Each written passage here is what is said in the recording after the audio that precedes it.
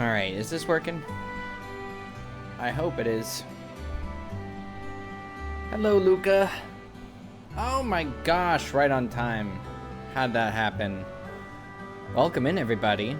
How we doing? Oh my god, the frogs. I see the frogs. Sabotage. Welcome in, everybody. Thank you, Schrodinger's baby seal. And then, hello. Schrodinger's baby seal. I don't know if you're, Hi. There you are. Hi. Alright. Hello. Let me... What's going on? What? Huh? Huh? Huh? Huh? I'm gonna turn... There we go. Perfect. Let me know, chat, if, volume is good for our boy. Yeah. How you doing, by the way? I'm so good. You're so good? Oh my god, that's great. I'm doing pretty good. Let's see. I somehow, in the last hour, while playing Ever Crisis on stream, have been attacked by both sides of the debate. Oh, of the debate. Okay, I know exactly what you mean. Yeah. Wink. And I gotta be honest, it feels really good. You feel like you're out in the open finally? Guys. I like attention, guys. No, it's never even been a secret. It's just that people. It's just one of those things. Like they're, oh, I knew it, or oh, what? I thought it was the other thing. But it's like they've never actually investigated because they don't care about the video game. Right. Final Fantasy VII or like the story. They just care about this one granular part about it. So they don't actually watch my content. They don't actually know anything about me. They just know that I've disagreed about them once about Sephiroth 3 to 4 years ago, and so therefore I'm their enemy, which means that anybody that's their enemy doesn't like whoever they think Cloud should have a relationship with. It's that kind of thing, Yeah, I kind of got like an Anakin Skywalker, if you're not with me, you're my enemy thing. Yeah. With that, and it's like, oh, well, that seems a little cut and dry, doesn't it? But I guarantee, like, I'm saying that because it's funny to say to you, that is, like, 1% of the stuff that I've been actually doing and having fun doing. Like, for the most part, what I've been doing has been, it's just been really cool, I mean, like, yeah, it's just been really cool.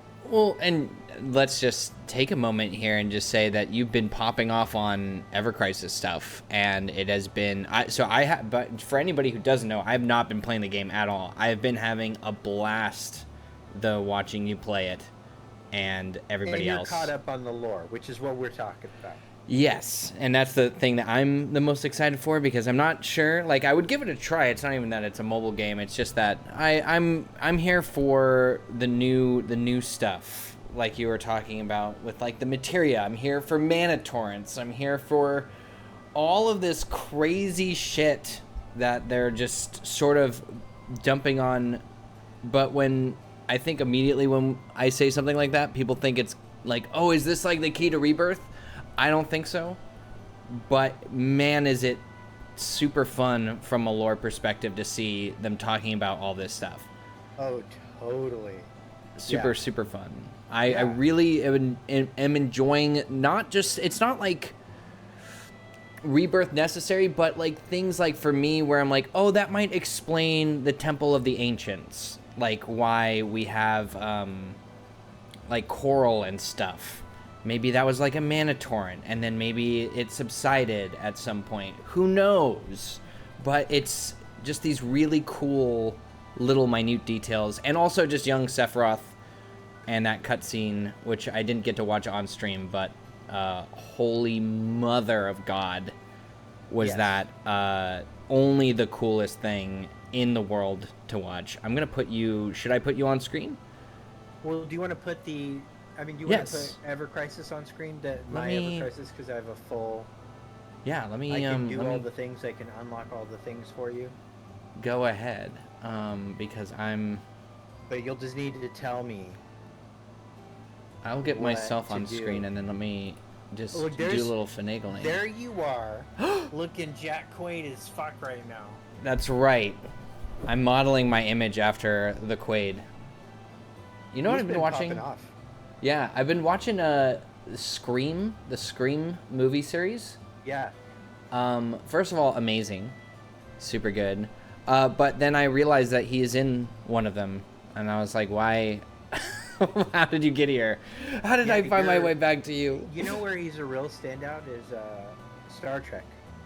This last Star Trek has been really good. The last season of, and he is on Lower Decks as a animated character. And in one of the episodes of live action Star Trek, they just crossed over through, you know, I don't know, multiverse bullshit. It's Star Trek, so whatever. And like, so he got to play his own animated character live action. And oh, no way. It was great. Yeah, it was great. That's so perfect. That's exactly. He would be good in just a live action Star Trek, like a modern Star Trek specifically. Yes. Not maybe past Star Trek. Maybe even that. Who knows? Who knows? Let me see here. I gotta figure out how I'm gonna throw you on to this this here screen. I'm assuming it's going to be a display capture. No.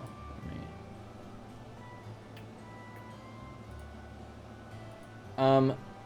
as I am doing this, I did want to say before I started going full on into full Sleepezi and Baby Seal mode is two things. The first one, for anybody, this is going to sound super cut and dry, but there is a new stream schedule I am working on. Specifically, we're going to be streaming here on Sleepezi channel Monday through Wednesday. That is the current 3 days that I will be streaming consistently from now on. Try to work out some sort of schedule to make that work. As far as the timing of that goes, still working on that. But the most likely scenario for those times will be later my time, which is 7 o'clock to 9, I believe. And let me just see here, because we have...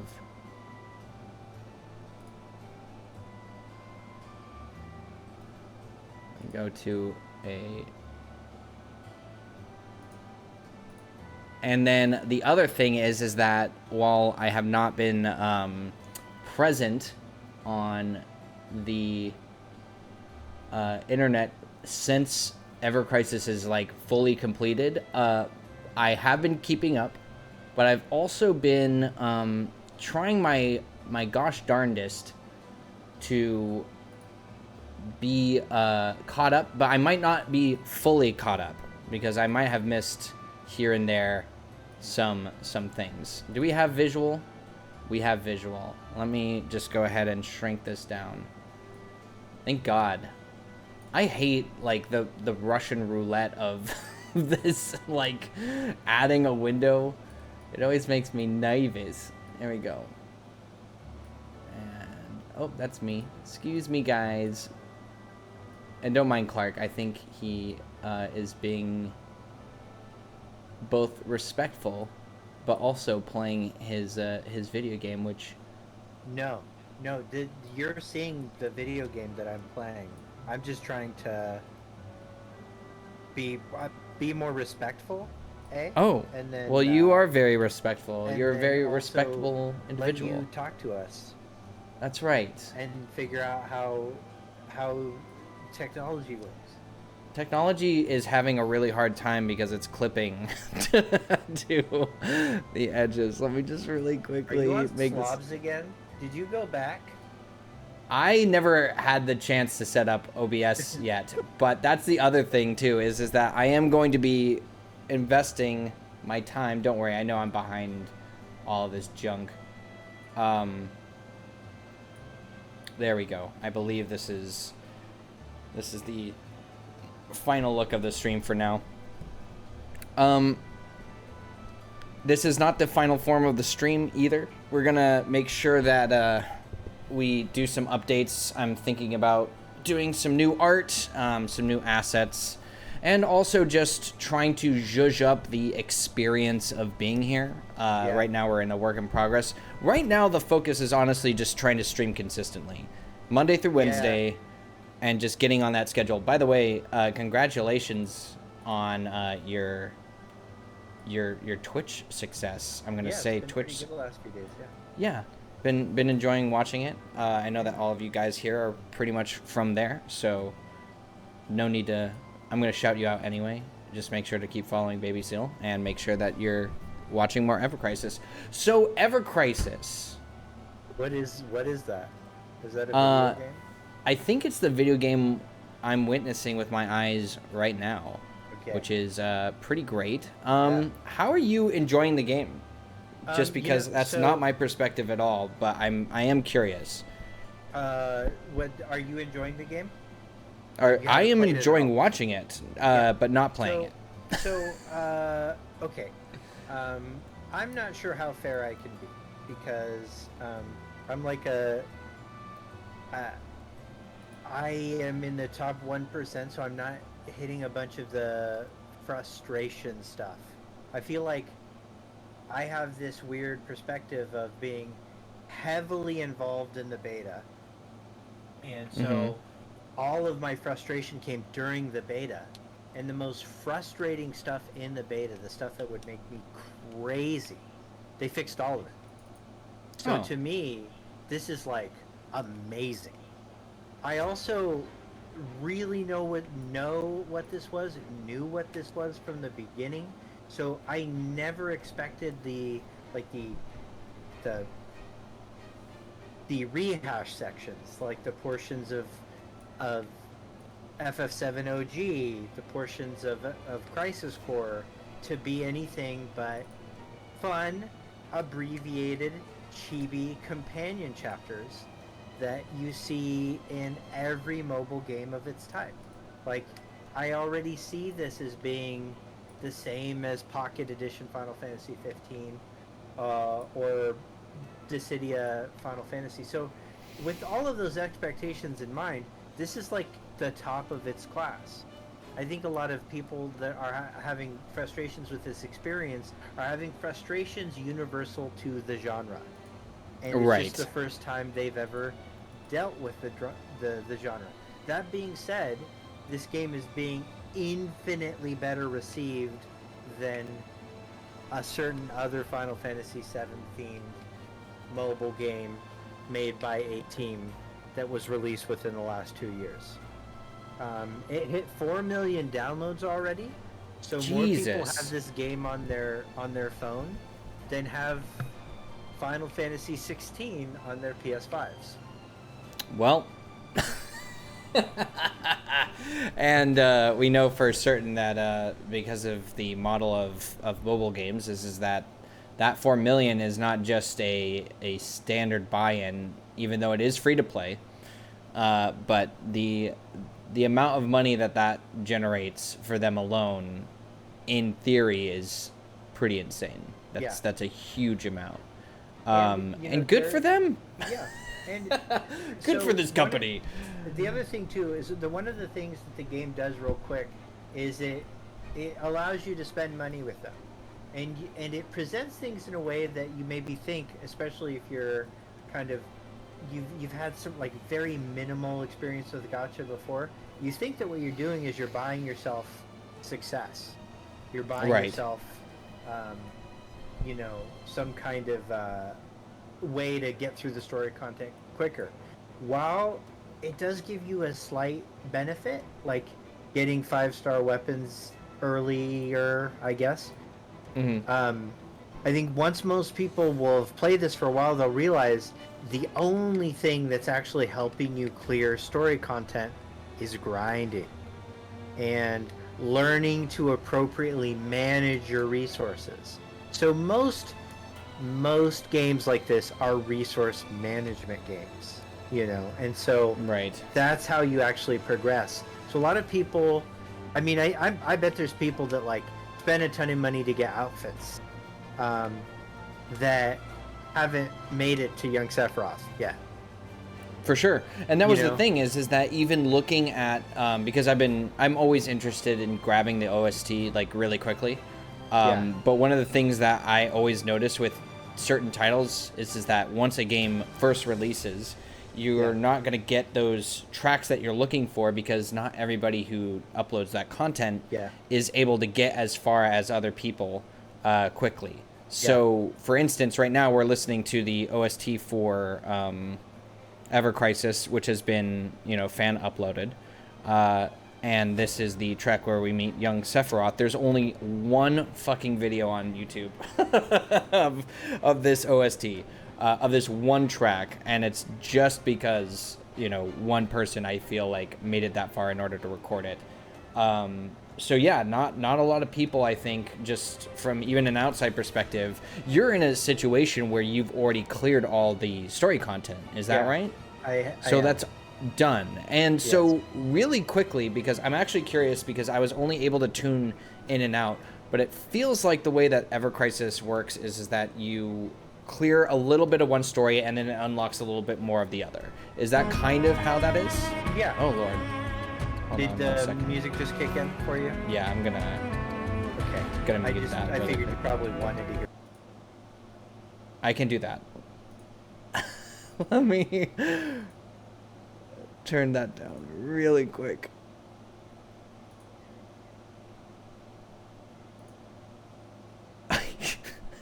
So I literally had to mute you because I have my mixer figured out for No, you're good. You're good. You're fine. 1 second. Let me just raise your volume up. Oh, right. They're separate because I'm silly. Okay. There we go. All right. Let me... Oh, no. Not that. And then let me make sure. Can you speak for me? Okay. Anything? Okay. Here. I think you are good now. Go I ahead do too. Yeah, you're perfect. Okay, and then the music is not too bad, guys. Just let me know in the chat. Sorry, I'm very easily distracted by sounds, by jingling of keys, by puppies that walk by. It happens to me very easily. I have realized now that I'm older how bad my attention span is for most things. Do you have that problem? Yeah. Do you? Actually? Like, it's really? getting worse, yeah. Okay, yeah. I'm very easily, like, swayed one way or the other, which is why I have to make extensive notes for myself for me to operate through life. But, yeah, dude, probably. I need to get that checked out for sure, Dark Side. So is that the case? Is that it's you jump from one story and then it unlocks another, or can you just like hard playthrough OG storyline stuff or hard playthrough First Soldier stuff? So okay, I know this is definitely known to your audience. So it's unlocked. The way that it's unlocked is you play OG Chapter 1. It unlocks Crisis Core Chapter 1. You have to play through that. That unlocks TFS Chapter 1, the First Soldier Chapter 1. After unlocking the First Soldier Chapter 1 and completing it, it unlocks both Chapter 2 of the First Soldier and the OG. And so you can theoretically branch off, but the difficulty gap for the First Soldier makes it more logical to progress on the OG. So if you guys are trying to figure out how to do this, best thing to do is go through the OG. And the OG ends at Midgar, and we've always kind of suspected that was coming despite hearing direct things to the contrary, you know? Right. Yeah. I do think that is very intentional, right? So just to get the players familiar with just getting through the content, but also just like, oh, and you like can now do this, you can now do this, you can kind of just swap in and out. That's nice, for like the most part, to just kind of like ease people in. Which story other than Ever Crisis, because I don't think Crisis, has there been anything in the Crisis Core story that's been anything new? Well, there's this storyline where Zach's really interested in the receptionist, and then he decides to blow her off after texting her for a date. This sounds exactly like what Crisis Core would add to the conversation at this point. Yeah. It's the funny thing about Crisis Core 2 is that so as far as the music goes in Crisis Core, it's the only music in the game that hasn't been redone. Like, it's all exactly the same. That's sort of that's the thing about anything Crisis Core related, and I know that we're never talking about Crisis Core again, but we're going to talk a little bit about Crisis Core again. Is this the scene? Is this the scene where he, Oh no, this is right before Angeal shows up? Yeah. Is that what this is? Uh-huh. Crisis Core, soundtrack-wise, and I think I've said this before, has never been my favorite. It's probably like my least favorite soundtrack of the entire compilation, maybe other than like Before Crisis, the obviously significantly, there's no budget for that because it's a fucking mobile soundtrack. Yeah. It has one of the best character themes, which, by the way, if nobody caught that, which everybody totally did who follows us or knows anything about us, is that Elf's theme plays in the Ever Crisis story for Soldier, which is crazy. Do you think that it has any implication of the story whatsoever? It has to. What? Right? Why not? It has to. It has to. To some degree, it has to do something because that literally comes out of nowhere. How that happens. And I was working, and Gene GL was like, hey, Sleepezi, you're gonna watch this clip and you're gonna freak the fuck out. And I was thinking, is it because I had already sort of seen a little bit of the spiritual elements being hinted at, I was thinking maybe like some Advent Children OST sneaking in or something. But the fact that this is my previous thoughts, and then we heard Elf's theme and I lost my shit and I like couldn't sit down. I literally had to walk out of my place of business. It was very dramatic. It was the exact kind of dramatic that you would expect from Sleepezi, from a reaction video of some kind. But I literally did have to stand up and like walk away. Let me boost this. Now that I know how to use this, I can complement the work here. Like, unbelievable. Almost. What did you think of Rosen in that whole thing? I loved it. It's probably, if I'm being completely honest, it's probably like my favorite compilation edition that I've seen since maybe like on the Way to a Smile. Like, is really great for me. Like, I love a lot of it, but I mainly focus on White and Black chapters. As far as like full enjoyment is concerned.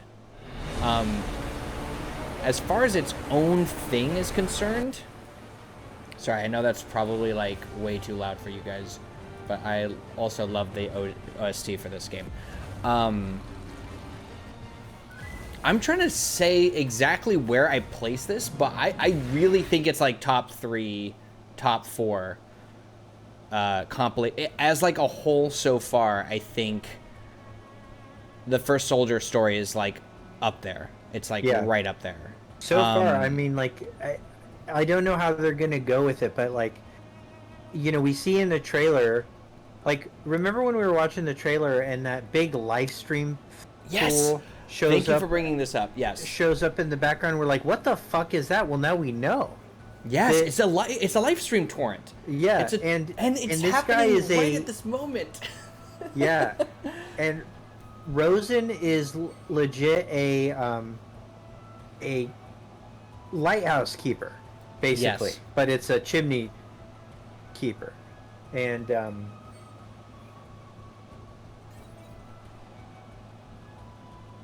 The thing that catches me off guard about that story, Clark, is that it's literally the entire conversation. This is why I love this story. It's the entire conversation I had recently come across when making the last video of acceptance of death, rejection of death.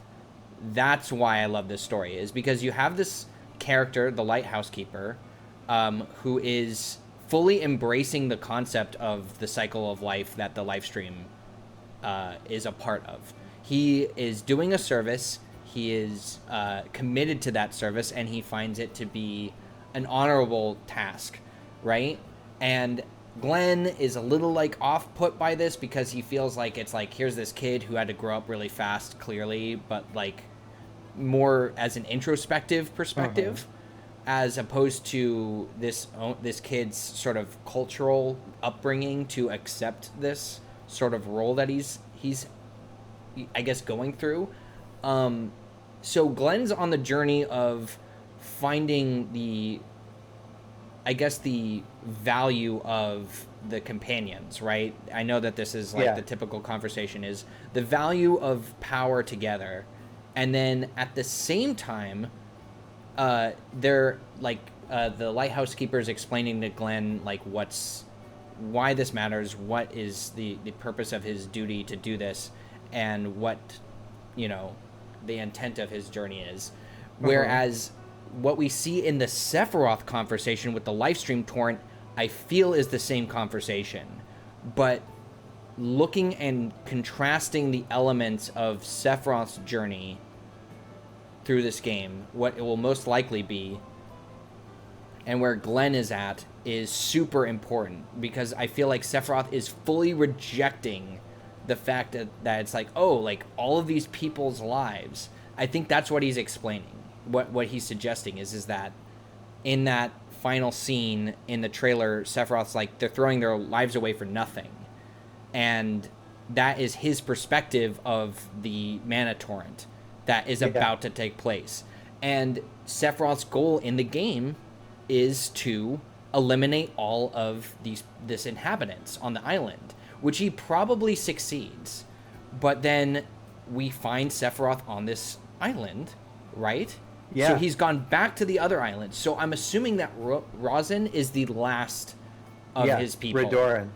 And he is saying to Sephiroth that it didn't matter what you did, because this was going to inevitably happen to us regardless. And so I think that fucks with Sephiroth deeply, where he's so your lives meant nothing, and this wasn't why am I doing what I'm doing? And then that also brings the conversation back to what Rosen says to Sephiroth, which is the people around you, essentially are what are important to you. So what does that say about you, sort of thing? Glenn clearly loses his friends, and that's where our story starts, is Glenn and Sephiroth fighting. So in my mind, as a story structure, this is perfect. This is a perfect conversation that isn't invasive to the overall story of Final Fantasy VII, super isolated, but super significant to framing the characters, to what we're going to see in Rebirth with Cloud, with Sephiroth, maybe, all of these things. Sorry, I went off on a tangent, and I was just it's because I really love this story. The story is actually good, which some of the compilation stories aren't. Yeah. So I like his whole attitude though. This line, "I'm not strong enough to kill all of you. I'd just be throwing my life away." Yes. There's this real stoicism And it's Yes. interesting because it's like, who is this character? Like, and there are like, there's this tinfoil hattery that like makes you want to say, oh, is this actually going to be revealed to somebody else later in the compilation? Like, is this actually Fujito? Or something like that. Which I think just made you think about Alfie's theme, and like now you're freaking out. But the thing I'll say is that is not something that Nojima has ever done before. He does not use that storytelling style at all, where he like character is revealed to be a different character, like, or it's more likely a new thing than a thing that references in and ties back. If this is a Nojima written story, which this totally is, that's something Nomura might do, but it seems like Nomura's involvement in this is a little bit more detached. Right. He's I really think this is definitely like the pieces are in place, but as far as how you get there is up to Nojima more or less, I think. Yeah. I don't see and that was the thing that I think they feel like two separate conversations almost, which is like the elf theme being used and the story that's being told here.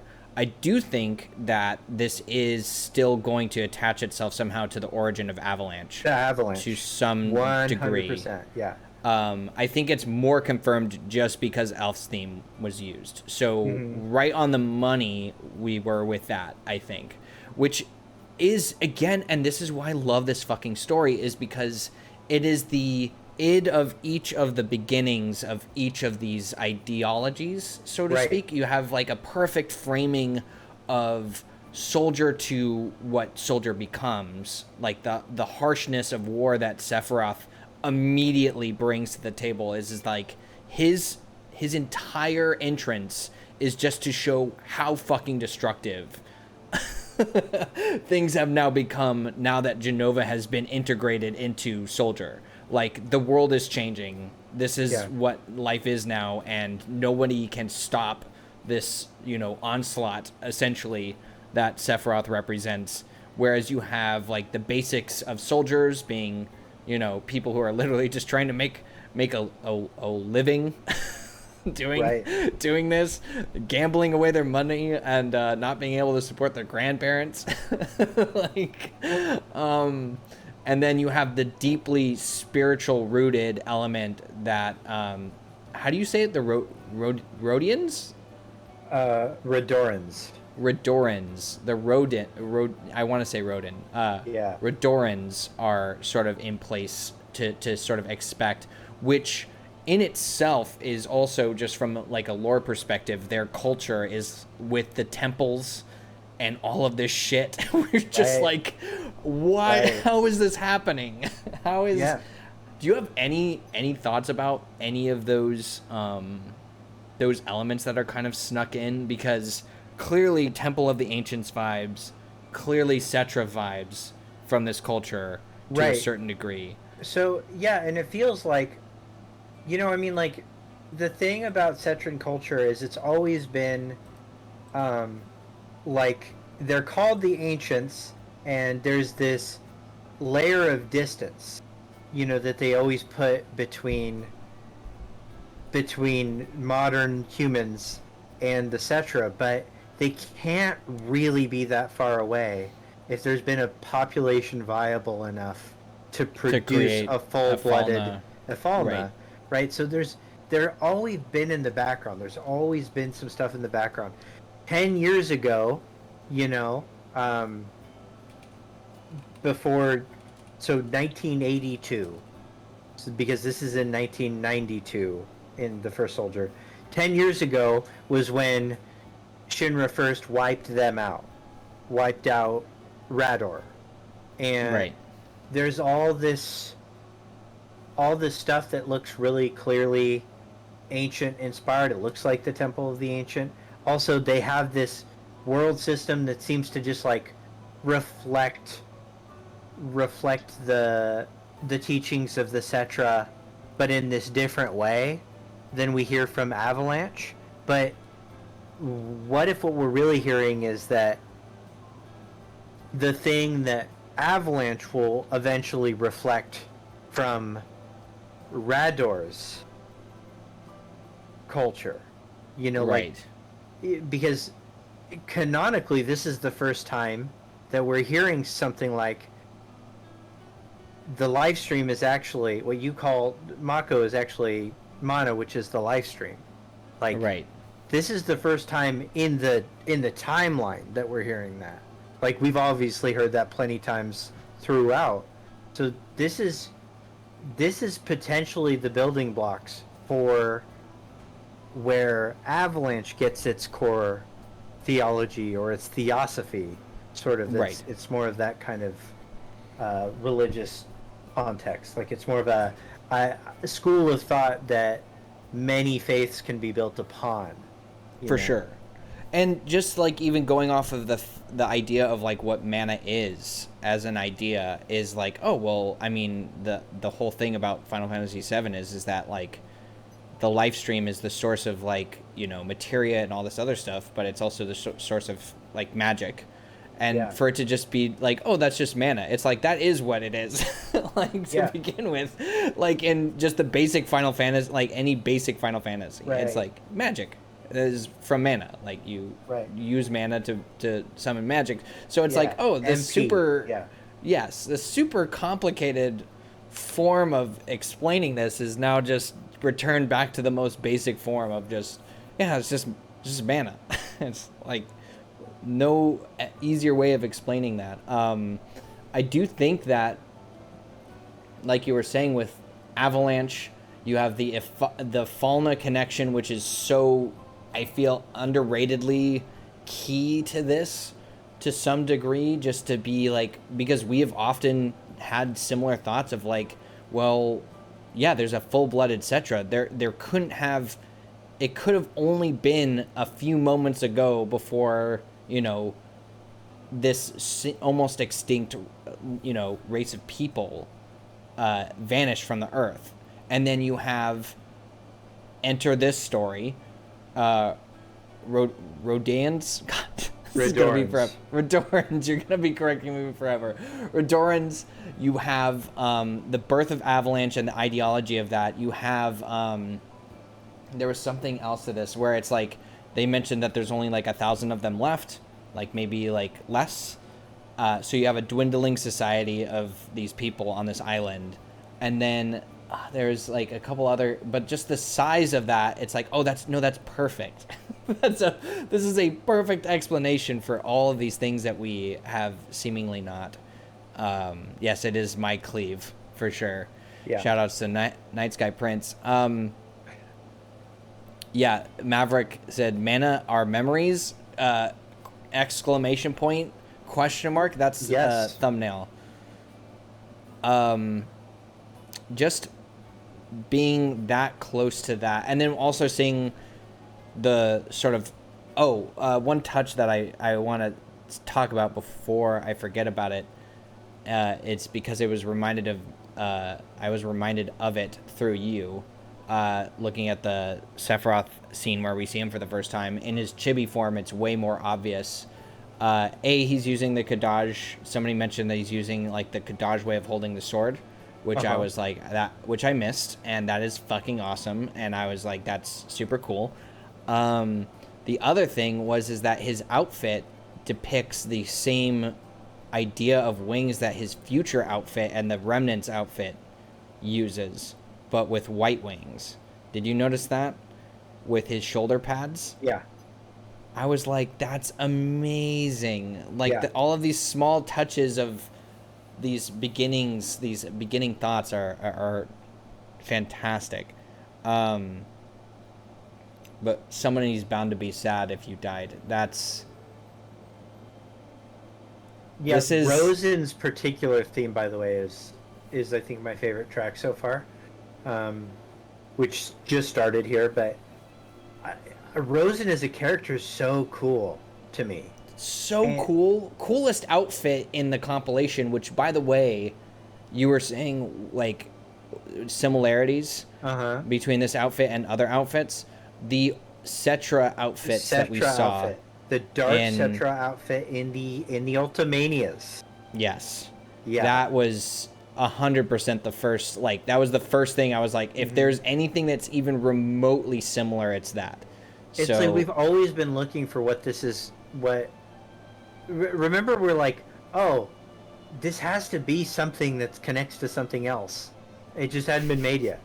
Right, exactly.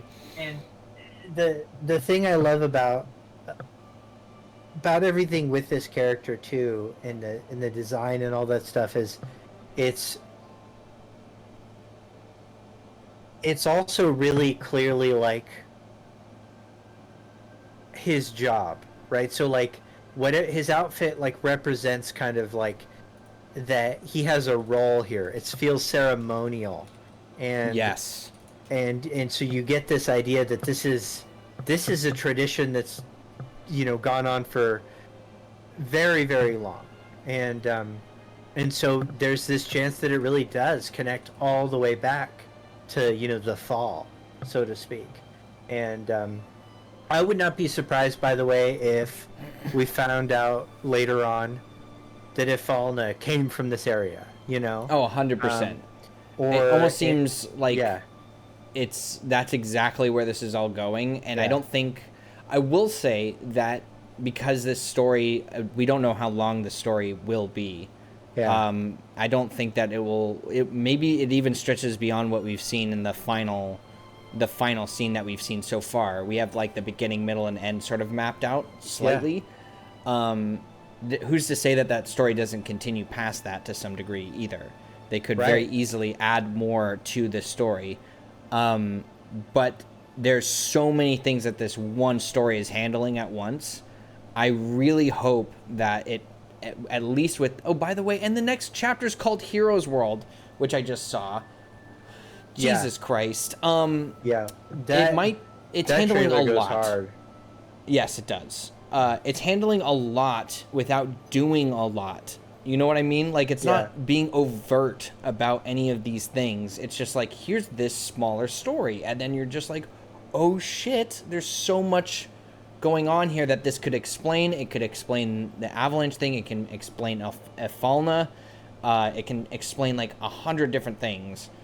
I don't want it to overdo itself because it feels so... The story feels very natural to me so far. Yeah. Not necessarily with some of the dialogue, because of course, I mean, we're going to forgive that because, you know, there are certain scenes in between which are meant to lead into the next battle or something. Yeah. But and, all of and the some of it is beats, like unnecessarily expository, like we're P0 units, like as if Glenn wouldn't know that, you know. You know, but that kind of comes with the abbreviated way that this story was told, and I just don't know what people expected again. But I don't see any one of you, like, and I'll be honest, I haven't seen any discussion about Ever Crisis outside of just the streams that I've been watching. Yeah. But as far as like the story is concerned, this is more than what I was expecting. Yeah, by a lot. Like way too much, almost. Yeah. Like an actual, like this game doesn't feel tacked on story-wise at all. This feels like they actually gave a shit about what this meant to the bigger story of Final Fantasy VII, which is why I appreciated Ever Crisis so much, or Crisis Core so much.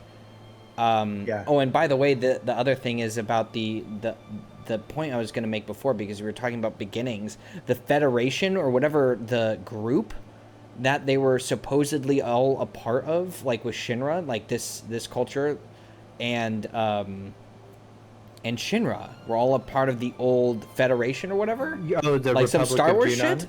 Yes. Yeah.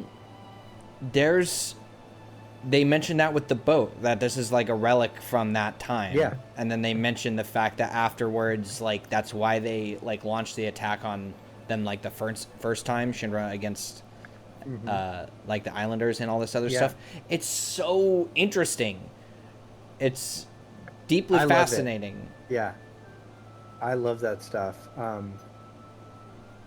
And what do you think about the dog too? So like one of the things that we see in the first soldier opening too is Glenn shows up to fight Sephiroth, and he's got a dog with him, you know, and so already it's like there's this theme of like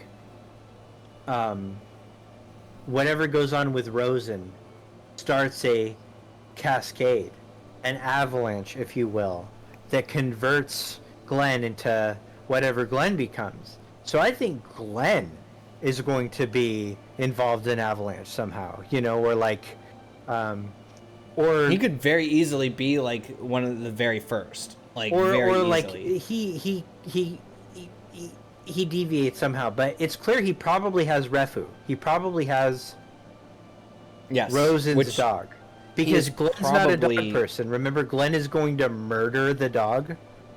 No, I don't. I think I missed that. That's Yeah, hilarious. he's like, though. oh, we should kill the dog. That way the monsters will go after it.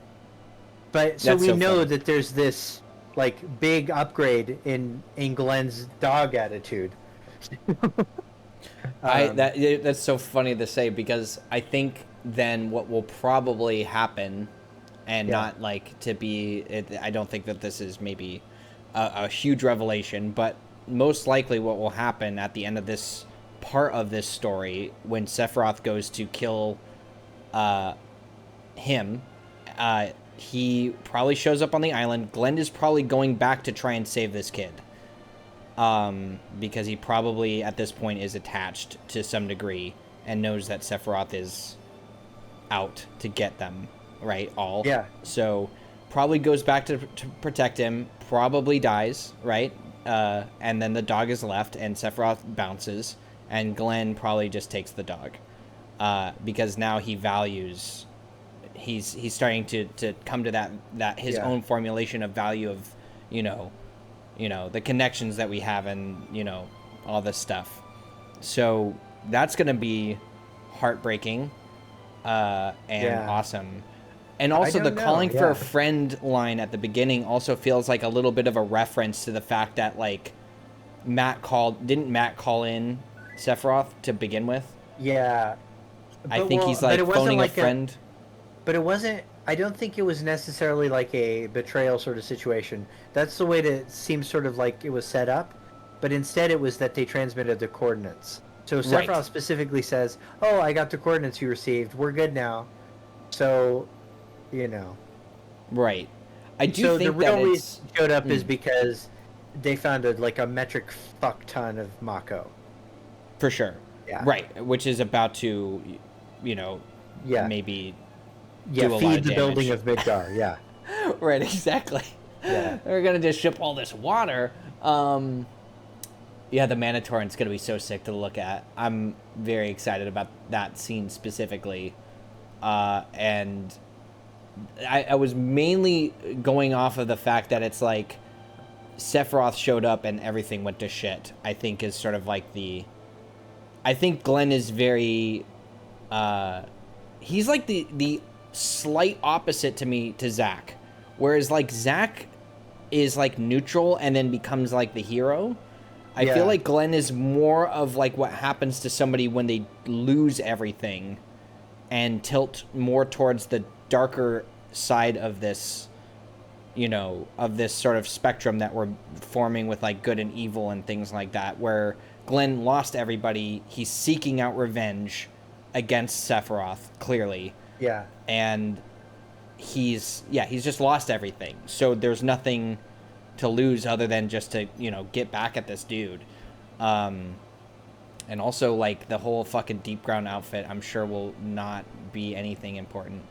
Nah. That's also, like, if they do anything more than what they're already doing, I feel like it's just going to be too much. It's like, I don't even care about deep ground at this point. I just want to see this story go in this... Thank you guys for the subscription. Sorry I haven't mentioned you. Peter, thank you Peter, for thank gifting you, it to... and thank you, Darkside. Yeah, for the investment. Here's that song. Yep. Which I did completely lose my mind after hearing.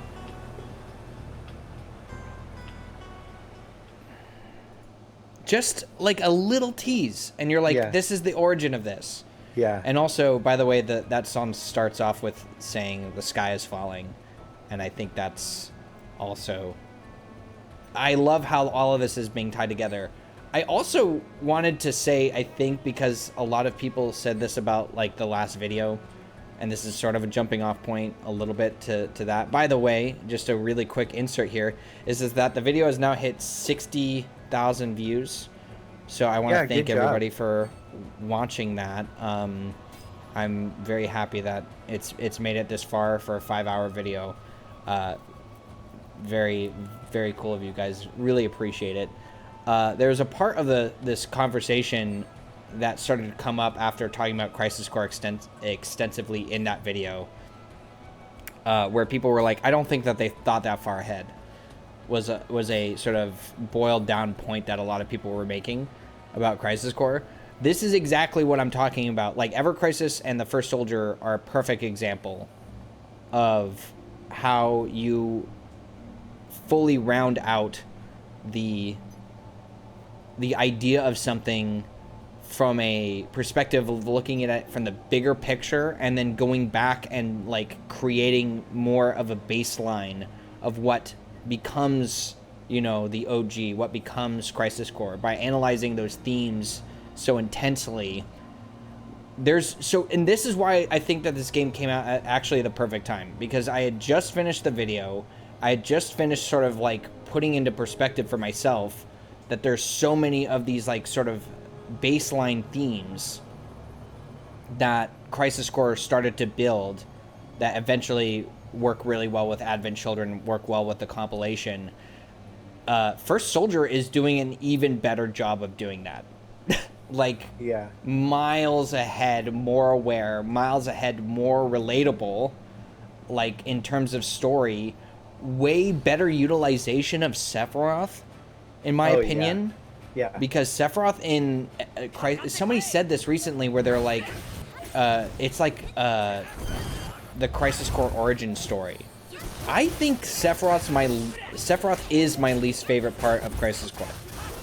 Like, hands down, probably my least favorite character in that story, because nothing to me in that story really resonates with me other than the stuff that is obviously like the Nibelheim stuff. You know what I mean? But that's like obvious. That's going to be obvious for anybody playing that. It's the same thing with Zack's death scene. It's very much pulling at like the weight of the entire, you know, Final Fantasy VII story. Like, this is super important. But sorry, let me get that out of the way, guys. I'm sorry. I know that has just been like sitting there. Sephiroth's not even my favorite villain within FF7, to be honest. Whatever, Gene. Wait, who is he? Who is it? Who is I it? want to know. Hojo is a pretty fucking Hojo awful... sucks, but Rakesh, get the fuck out of here, dude. Rakesh? Which one is this? Is this the On the Way to a Smile? He in Traces of Two Phones, he's the guy that he's like the son of the doctor. Okay. That like. Yes, who's the asshole? And also a student of Zangan, but like a shitty one. Motherfucker. By the way, Gene, you made a really cool observation that I saw, which was I was freaking out about some of the OG, let's call them Ever Crisis Traces episodes, where we're seeing a little bit prior to OG some of the events. Oh, yeah. Like the cloud shit, which is fucking out of control. We could do that later. Did you watch that? I did. Okay, I did. I was like, what is happening? This is super important stuff. I didn't know that a bunch of people didn't catch who said the line to him about the lady. I was like, wait, did people like? And I forget, a lot of people just played OG once and then are now really into the compilation, but Well, Also, did you want to mention that the Redorans have like heavy avalanche look here? Yes. The Redoran soldiers, like the raven gear on the eyes. 100. I didn't even think about the ravens, dude.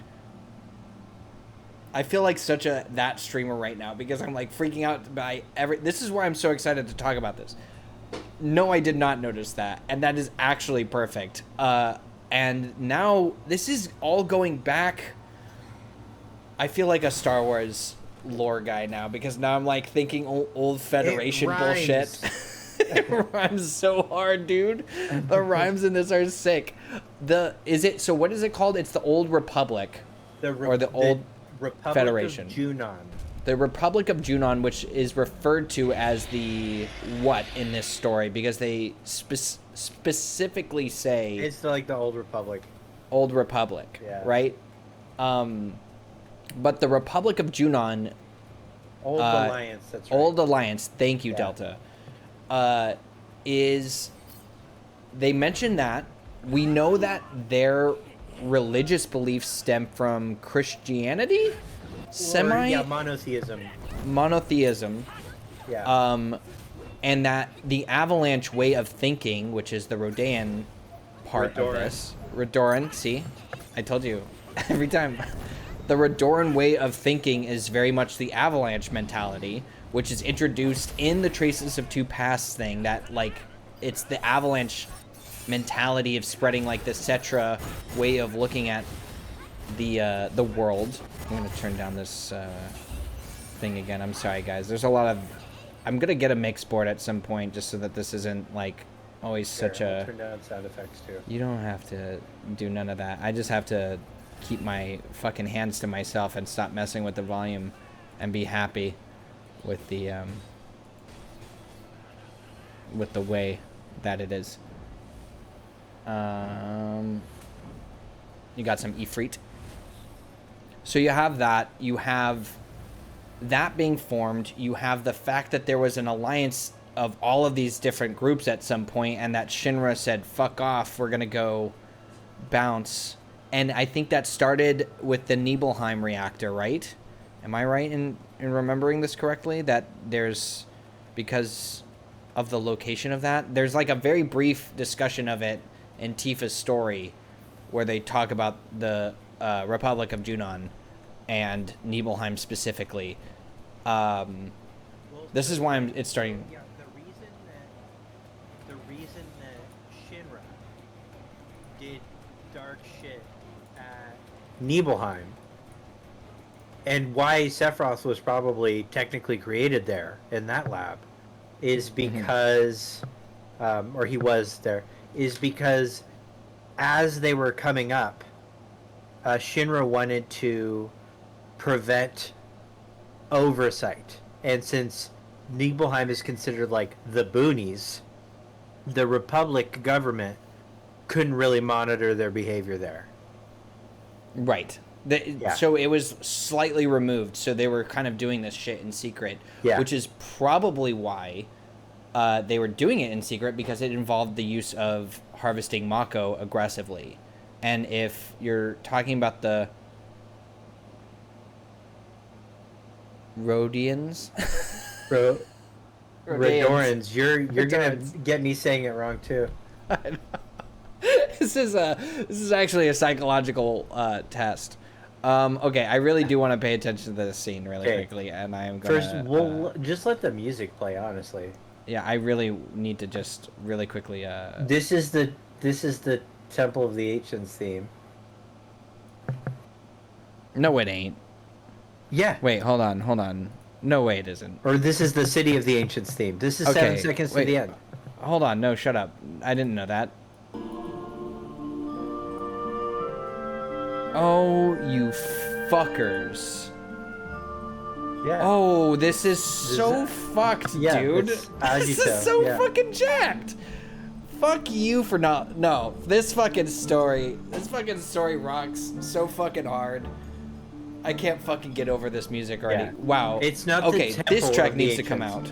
And I cannot wait to hear how somebody's gonna redo the Temple of the Ancients.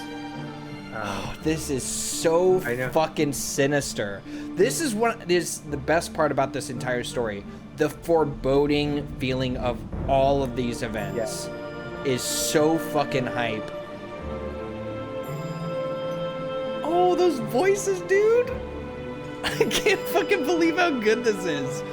I'm actually freaking the fuck out. I'm sorry. What's it to you?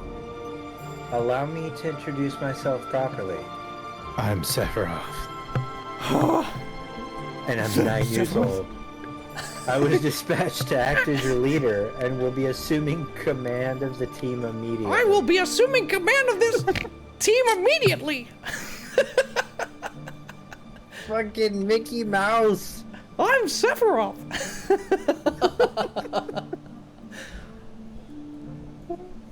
Okay. When I whistle, I need you guys to all show up, okay? Glenn, you've done well, thank you. I'm Matt. I love that they're just like, hi, we're your biggest fans. Like, Glenn's just chimping out. He's losing his shit, dude. And I'm Lucia. Lucia Nice knows to Sephiroth. Okay, can we also talk about the Lucia hilarious, being amazing, hilarious meta commentary that Glenn is a gambling addict, Yes. and It's so he's good. the star of the gotcha game. Yeah, I feel like Nojima was that was the first thing he touched. His finger grabbed the pen, touched the paper, and it was like, that was the first thing. Glenn, By the way, wait, yeah, Sephiroth's belt soldier symbol is it's weird. different. It's different. Is it just in First Soldier, or is this a new No, this version? This is the only time I've seen this. It looks like the soldier. Oh, I think you died. Something. Let's see if we can get it to pull up here. No way! You're a cyborg. You'll never be one of us. I like how he just immediately assumes that he's like a robot, not a person. And Chadley is a cyborg too. Yes. Look at him look down here. By the way, he looks down. Yeah. He knows he's And- different. Wait. The Dirge multiplayer lobby has similar designs to Seth's belt. And then the Strife and Rife says, no, it doesn't. Lol. I was Guys, thinking that I believe in you to hash this out. I also was thinking that I hate to say it, my very first thought was the doors to Deep Ground were similar in some of the art but they're not the same from my perspective. No, they're not. But the concept art for the Dirge of Cerberus doors to Deep Ground had some similarity. That doesn't matter to me. The only thing that it does is that you obey my orders. I can't fucking unsee this fucking, like, voice cracking kid is barking them around. He's First like the things coolest first, motherfucker ever. let's get you out of those clothes. What was this all about? Are they going into... Oh, you know what? They're going to be disguised. Well, yeah, we know that because we've spoiler alert. Watch the next scenes. Oh, is that actually what happens? Yeah, they're just back. They're back into their other outfits. Oh, okay. So they just get... Okay. I thought that they were going incognito. Yeah.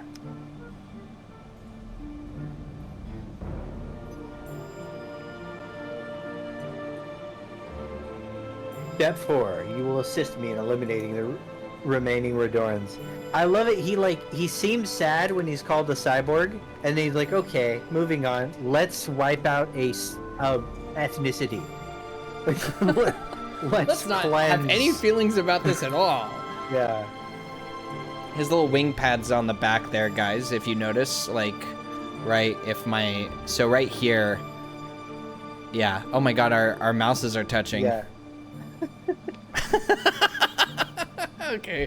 Jesus Christ. Which is reminiscent of Sephiroth's outfit in Remake and the Kadaj and Remnant designs in Advent Children. Sorry. You heard me, yeah. You guys heard me. We're gonna go in on them. Ruins of it Certain doesn't Death. replay the coming It's okay. soon. So you have to watch that on YouTube.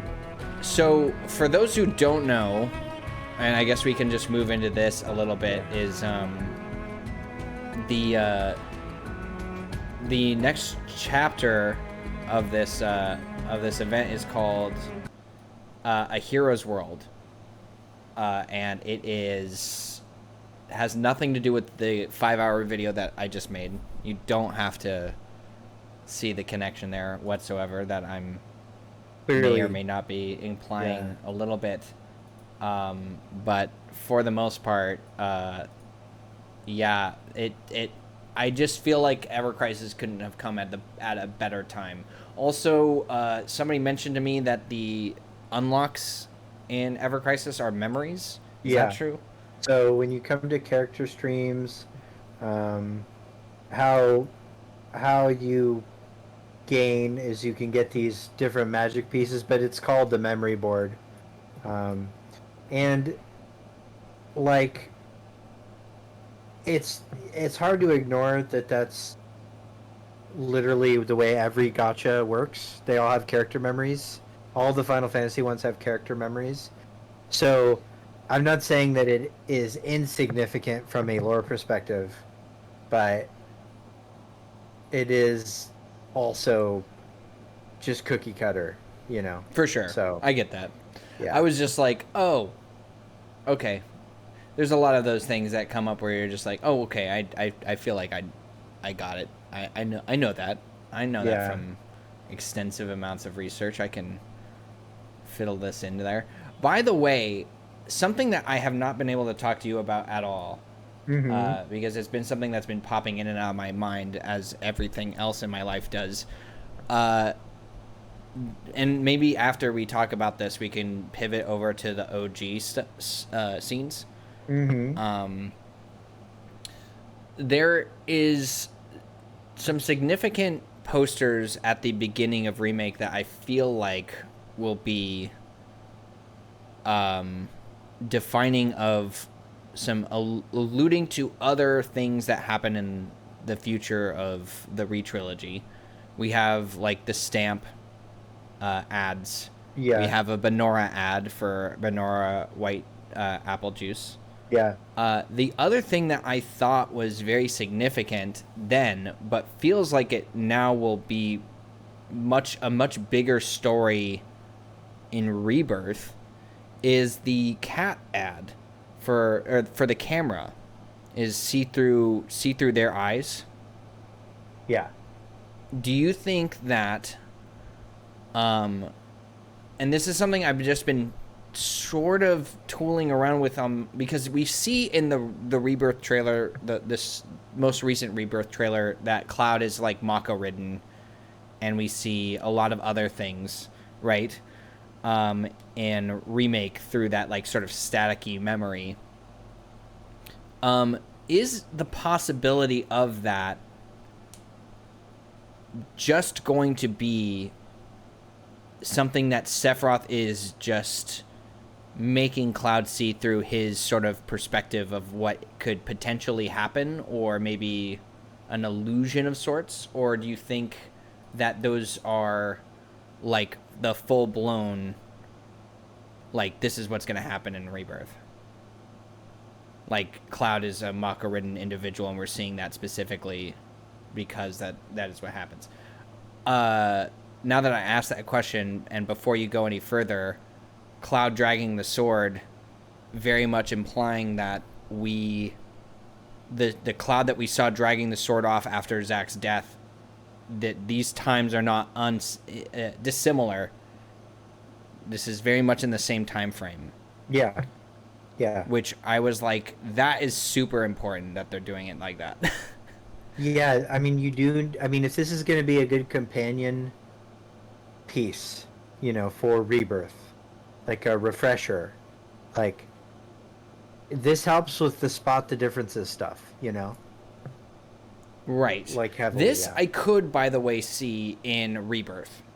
I could see us seeing more of that part of this story fleshed out in the flashbacks that we see when Tifa first like encounters Cloud or something like that. Like if we ever go back to that, which we will, but you know. I also just like how there's. Oh, and you know what? There's this line of dialogue coming up too, where how hard he's clenching the sword. Which is also perhaps a little bit of a nod to him clenching the Buster Sword, clenching his fist as if to curb the influence, and then grabbing the Buster Sword in the Edge of Creation. There's a little bit of that tie back in, a little bit. This hand. Yes, this new scene in Ever Crisis could probably mostly be in the OG continuity, I would assume. Yes, I think that there are some things that could be seen as like an abbreviated version of scenes that we know, and I think those scenes are more just to recap the audience. He's holding on real tight, pretty strong for a junkie. Hey, you don't know him. You don't know where he's been. What I've found interesting about that too is that I think this kind of goes to show too that Mako is not enough to like make somebody strong too. Like you can't just, there's more to being a soldier than just, you know, being exposed to Mako. So sure. I thought that was the idea that Mako junkies are weak. Right.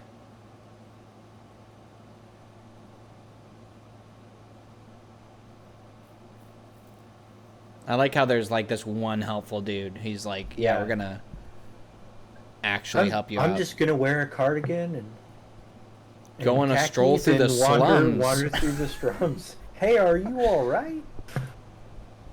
I know. Kay hates the term Mako junkie. Okay. I'm sorry?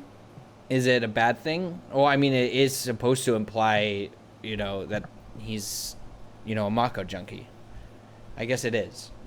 It's not a nice term, but it's, you know, just in the context of this universe. What is the I understood what you're saying, Odie. Oh, you mean that all of the like story sections are probably going to be kind of, I mean, and to a point we see, you know, like a beagle stamp for the first soldier, so right, you know, like you would expect. And we've yet to see the terrier they're stamp. They're holding that real close to the chest. Right. I don't know why they could possibly be doing that. Yeah. There's all these very concerned individuals. Let me turn this up. I'm sorry, I've been... Actually, you know what? I have this on my playlist, so let me just... Beagle, FF7R is all terrier. You mean Rebirth? If you mean Rebirth, I agree. Yeah, after Singularity, I agree. Yeah, you're not in the wrong room for that crowd. This stream is popping off. That's because you guys are hanging out with us while we're I'm lit. So this is my favorite part about where we're going into now. I love the static, by the way. I know. Nice little implying here. And then as soon as he makes eye contact with her, it's like, Tifa. Okay. I love seeing the gears here, like, clicking into place. This is why I love the way that this scene is depicted in this telling of it so far.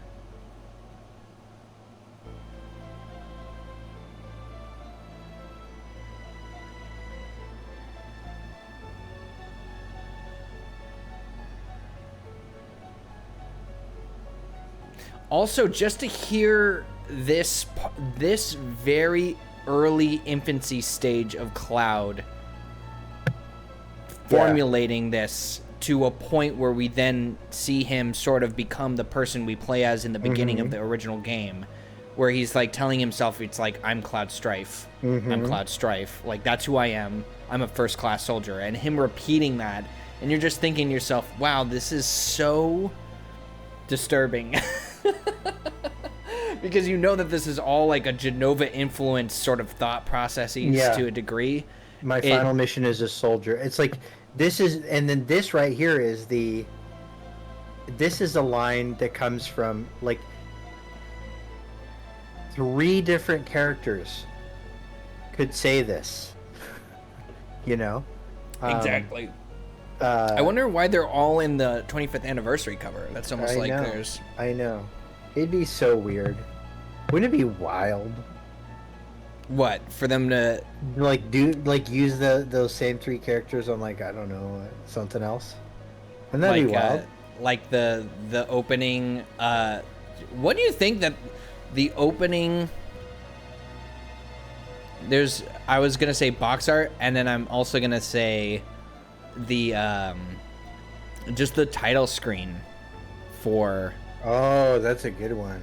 That would be really neat, just to be able to see. Yeah, I want it to be just an implication. I want the title screen to be a broken Buster Sword so hard, so hard. I want that.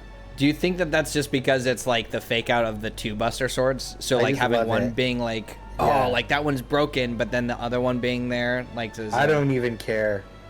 I just think the imagery goes really hard. I do think that having them be on because they're always very subtle, like the opening, the menu screens are always very subtle, but I do think for a box art, like having like all of the characters there would be like like fucking sick for us, but also like a big, yeah, this is fucking happening. Yeah. To everybody who has been like, they're dead. Shut up. No, they're all 3 standing there. They're holding hands. They're all grabbing the Buster Sword. That's what they would be doing. They'd all be touching each other's faces. Like, oh my god, you're real. There's like a dialogue box. Yeah. And then right below that, it says in like some Comic Sans, like Final Fantasy VII Rebirth. Yeah, this is the new date scene mechanic. It's like, whose face do you touch? Do you touch Sephiroth's face or Zack's face? That's so great. There's like, okay, you have to have the VR headset, and like the whole game you're playing it's like there's no VR features in this at all, and then all of a sudden it's like touch Sephiroth or Zack's face. And you're like, oh, okay. Cloud just dropped the bomb that he remembers Nibelheim, and Tifa's like, what the fuck? How the fuck do you know that? Yeah. And this, by the way, I think to a degree, don't even continue, this is perfect. This is where you also see Tifa's formulation of how fucking sensitive Cloud's brain is right now. Yeah. She tells him right here in these blank boxes exactly what the fuck happened. And Cloud is completely, like, Genova is redacting all of that information because he cannot fucking handle that. So you now, from this point on, when you see Tifa being extra sensitive towards Cloud's disposition and why she's not maybe explaining the whole story, is because she doesn't want to fuck Cloud completely and mentally and completely render him helpless. Like, he is incredibly sensitive. I think this does a lot for that argument of, like, why didn't Tifa tell Cloud? It's because Cloud cannot fucking handle it. Yeah.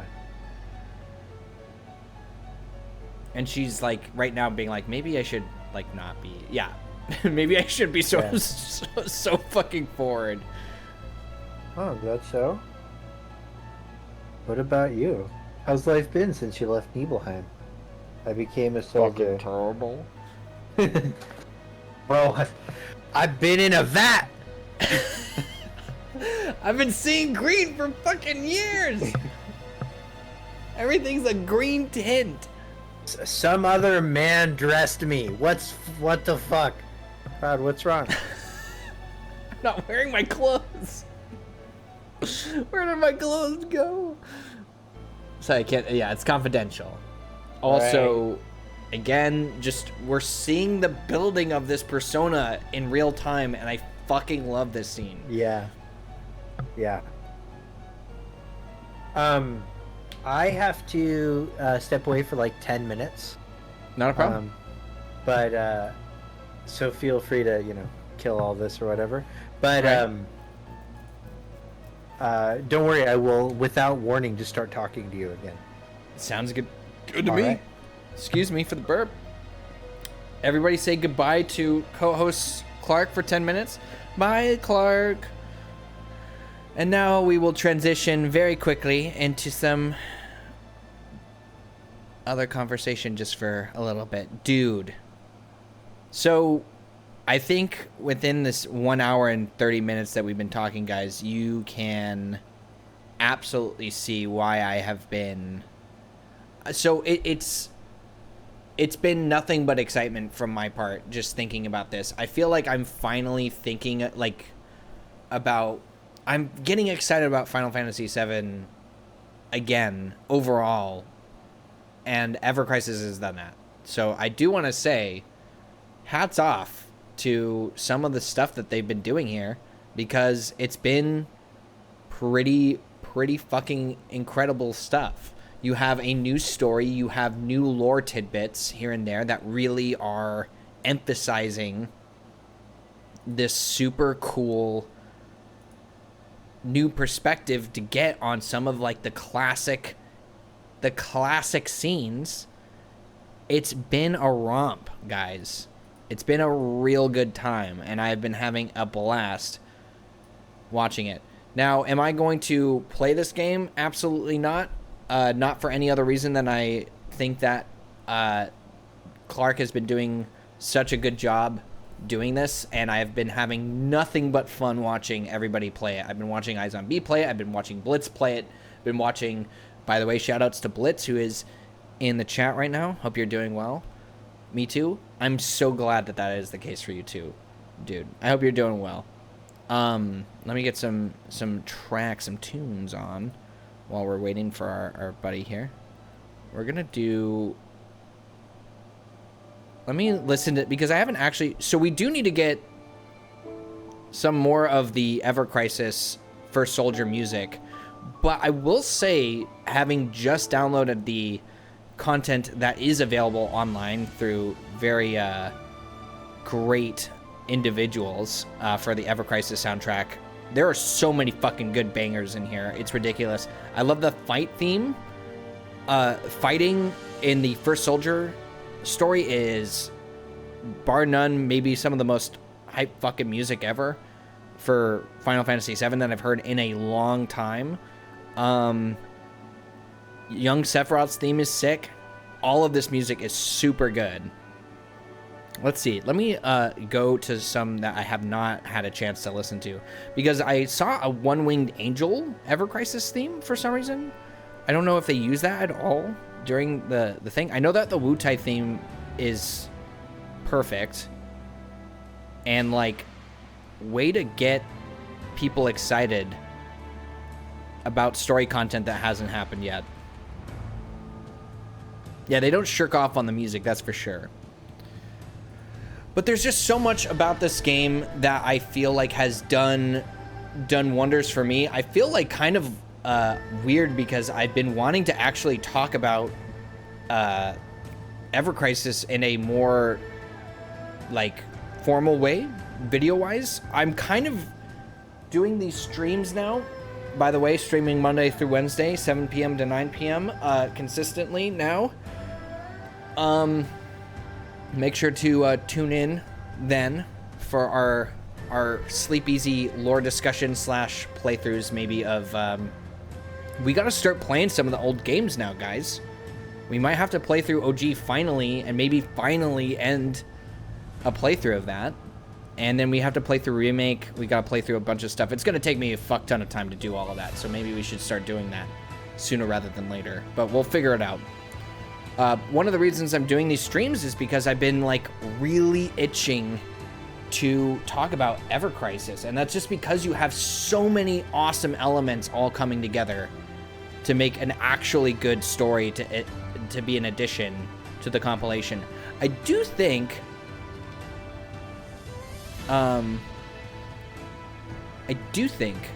Darkside, thank you, dude. And you guys are too kind. And appreciate you subscribing as well, Darkside. I don't want that to go unnoticed. Thank you for the bits, Estifa. Thank you for the follow. The Strife is Rife. I've seen you very heavily in Clark's streams. Nice to see you over here. Random Attack Gaming. Thank you. And thanks for all the other follows, guys. I got a good amount of them while we're just setting up here, so I really appreciate it. All right. Well, take it easy for now. See you soon, then.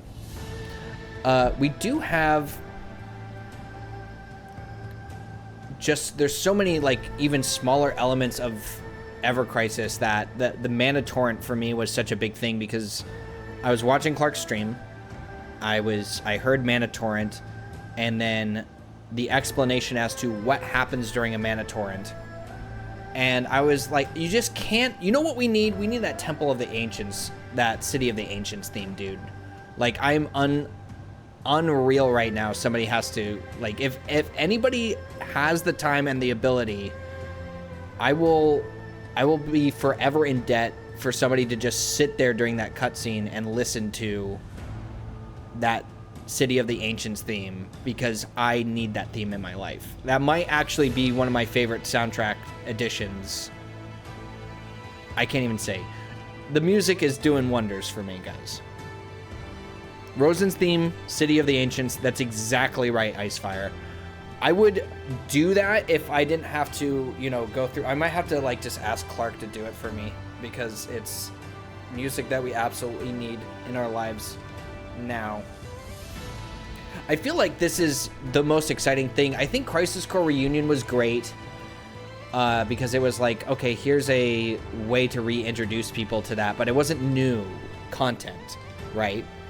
But now, and it's not an Ultimania, which is mainly what we've been dealing with for way too long. First Soldier was not overwhelming with lore content. It was very interesting speculation to, like, have, talking about, like, the time, the place, like, what is Project Zero. But now we have, like, a full-on addition. This feels like a solid fucking addition to the story that we just haven't had. And it is incredible. I just saw your post, Gene. I'm reading it right now. Wonder if this is supposed to be a nod to the Benora Crisis Core scene. Still haven't got the Japanese version. I know it's not exactly. Dude, that is, like, literally a 1-for-1. And it's also just as... I think that might be sadder. There's a scene where Aerith eats a picnic by herself. And there's some Crisis Core dialogue that is, like, literally the same as the apple eating scene that Gene just pointed out, which is... Also, I haven't seen all of the Aerith stuff yet. Yeah, it's super meaty, dude. Like, you have all of these origin stories being told perfectly together. I feel like... And it doesn't feel tacked on. Like, Sephiroth's character being as interesting to watch is incredible. Like, it's the first time I've actually been interested in Sephiroth since the ending of the remake stuff, where you're just like, where's this character gonna go? Like, there's something more going on with this guy. And having that be the new interesting pull for this character, other than I am the shadow of Cloud, is great. I love that about this. I like seeing his character develop actually. And I said this earlier in the stream, but, like, Sephiroth's character has, like, I know that people point to Crisis Core. That's not really the development I was looking for. I think that people overhype the Sephiroth backstory in Crisis Core. I really don't think that Sephiroth is a very pivotal... There's nothing new to him in that, it feels like. But now that I'm watching the Ever Crisis stuff, you're like, oh, you see the child form of this character sort of piecing together the beginning stages of what this hero is supposed to represent to some degree. It's very good. That's very solid stuff. That makes him more fleshed out, feel a little bit more real. That's the humanization of Sephiroth that I want. I don't want him to be a good guy. I want to see him become the person that eventually becomes the villain, you know? Because other than that, like, there's not much else that, like, this is more than I could have asked for, I guess is what I'm saying, for Sephiroth's character. It's more than I was asking because, like, think back, like, to think, right? Just going back to when we got the announcement for First Soldier, like, did anybody even slightly think to themselves, right, that this Sephiroth story was going to be like this? I didn't. I was like, oh, this is just gonna be just a formulation of Sephiroth's character and that's it, which is cool, but I wasn't super stoked.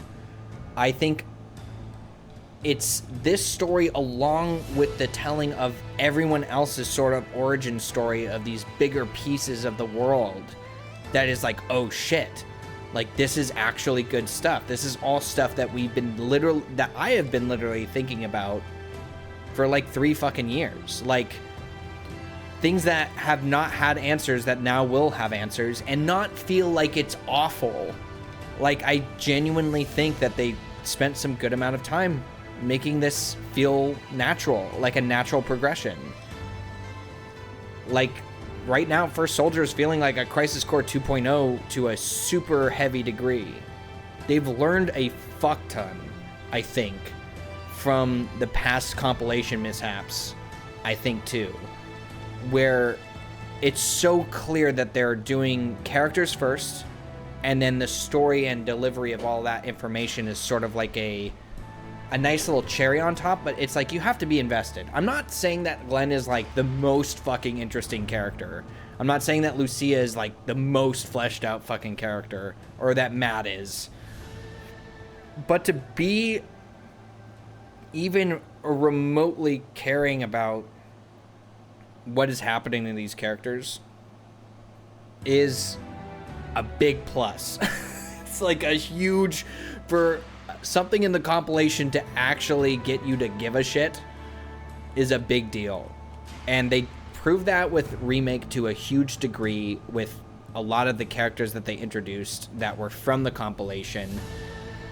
They've just been doing a fucking stellar job. Like, I can't give more, and this might also just be me talking from the perspective of having played and watched like all of the compilation stuff, because there are times in the compilation where you're just like, Jesus Christ, I just don't care, and I don't care about this story, or I don't care about this moment. There's a lot of that in Before Crisis, obviously, because it's a mobile game.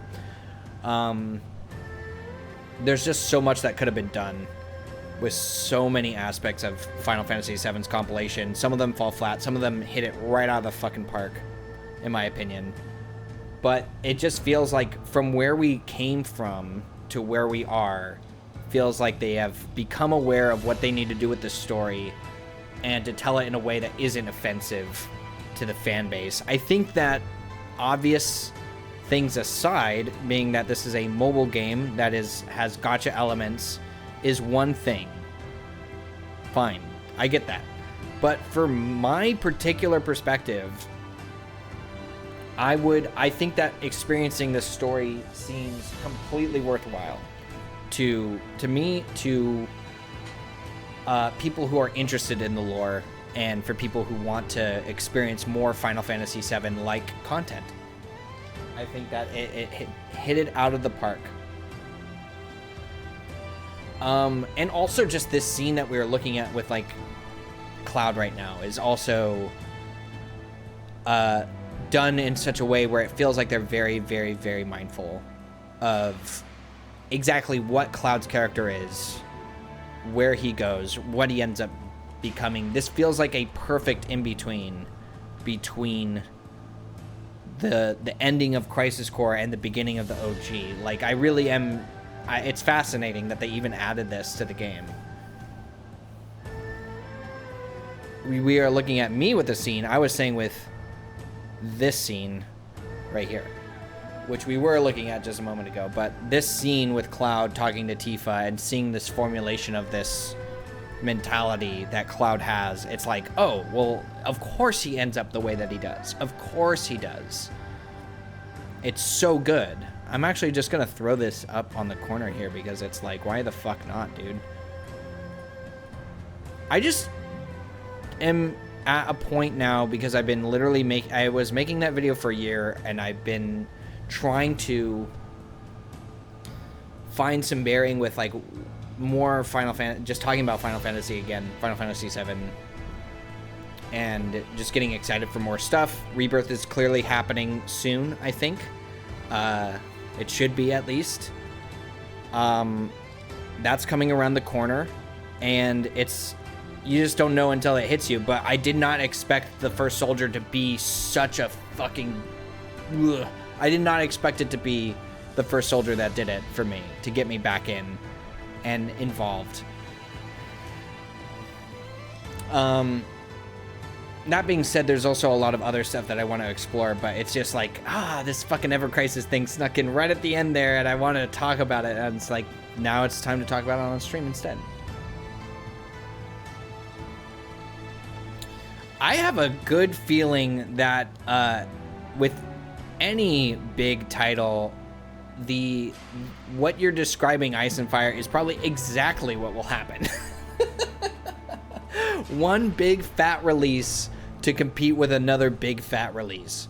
Like, that seems like what is going to happen. I almost feel like now that you've said it, it is going to be February. But that's such a short amount of time. It's fucking crazy, dude. Like, even to think that it could be happening in February is, like, mind-blowing. February or February? February. There.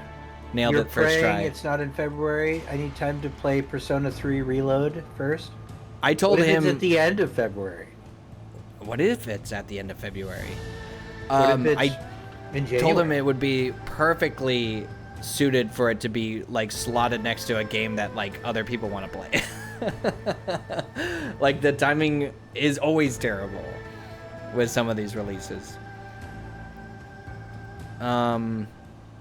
So I think he jinxed himself, but who knows? We'll see. Well, it's also Grand Blue Relink. Yeah, I mean, it's always hard. Like, the one I'm worried about the most is Alan Wake. I hope they move the release date of that, personally. Because it's 3 days before Spider-Man 2. Oh, Jesus Christ. I Good know. luck. Prepare to be eaten alive. You want to see a horror story? Watch this game that people have been waiting for forever. This niche audience, and then all of a sudden... I was just essentially splurging for like 10 minutes about how great of a addition this game is so far to just our particular. It's companion media, and I don't think that you can ask for better companion media than stuff that adds to the lore. Like, you could say, oh, I just want it to be.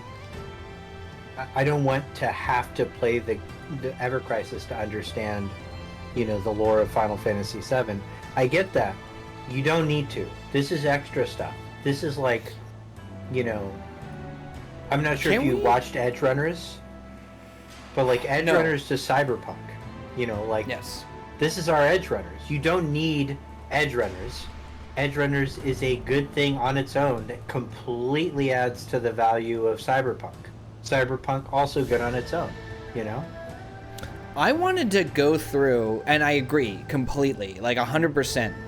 I think people are way too fixated on that conversation with remake and rebirth in general.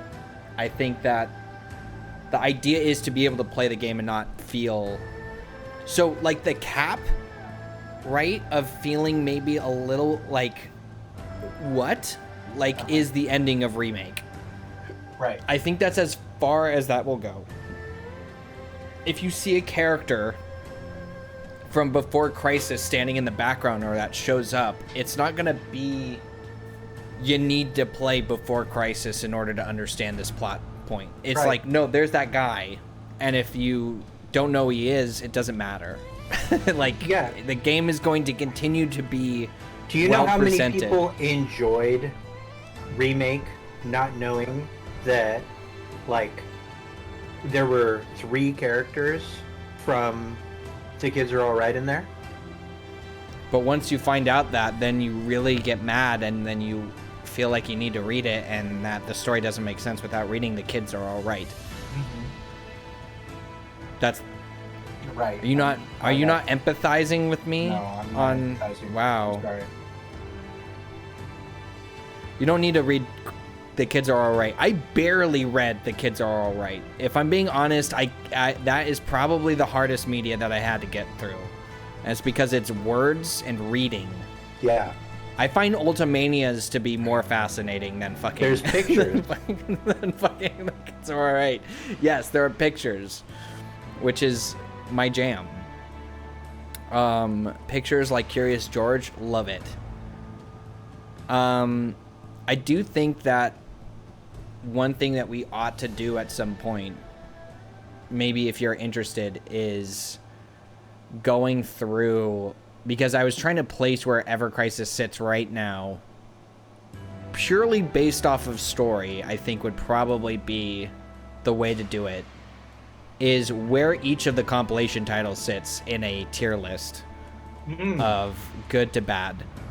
And like what it offers, is it engaging, and you know, obviously your own personal perspective on which one, you know, elements that you like and didn't like, because I feel like there's definitely a lot of good parts of the compilation, but the parts are within games that have, or media that has some trouble overall. Yeah. This is where Cloud has his mental breakdown here.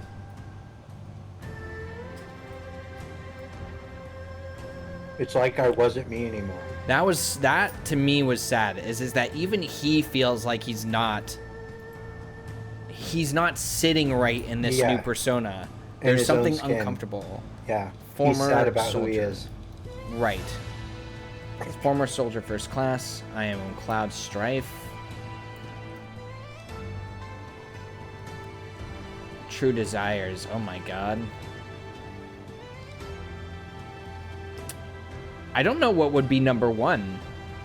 I think that would be the hardest one to pick. Rebirth. Oh, if we include if we include the remake and rebirth, then yeah, I would just. No, so okay.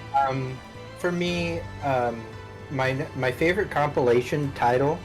Remember, OG is not part of the compilation. Right. That's immediately excluded. Yeah. My number 1 is Advent Children. I think that's a safe bet for sure. I was thinking that seems like the best one. Advent Children complete. Number 2, Dirge of Cerberus. I actually like Dirge of Cerberus. I think it's stupid and terrible, but at least it's like different and weird, has its own thing, doesn't try to rhyme too hard. I'll say for me, number 3 is Crisis Core, and that's jumped up after recent developments. Meaning reunion?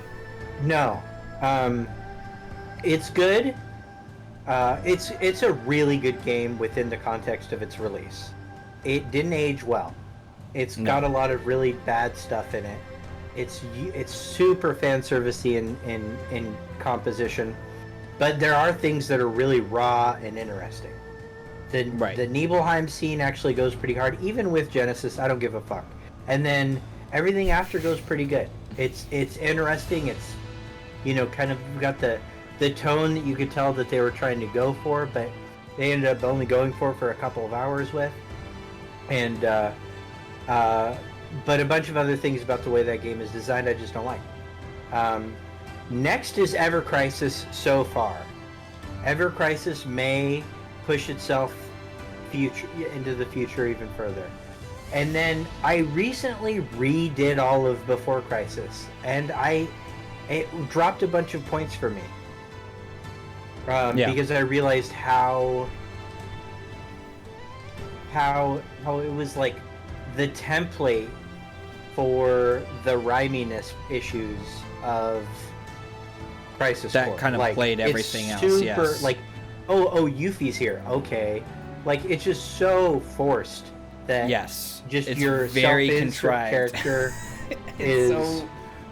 And then you're like, there's a few cool plot lines. Like, I actually like the rude date plot line.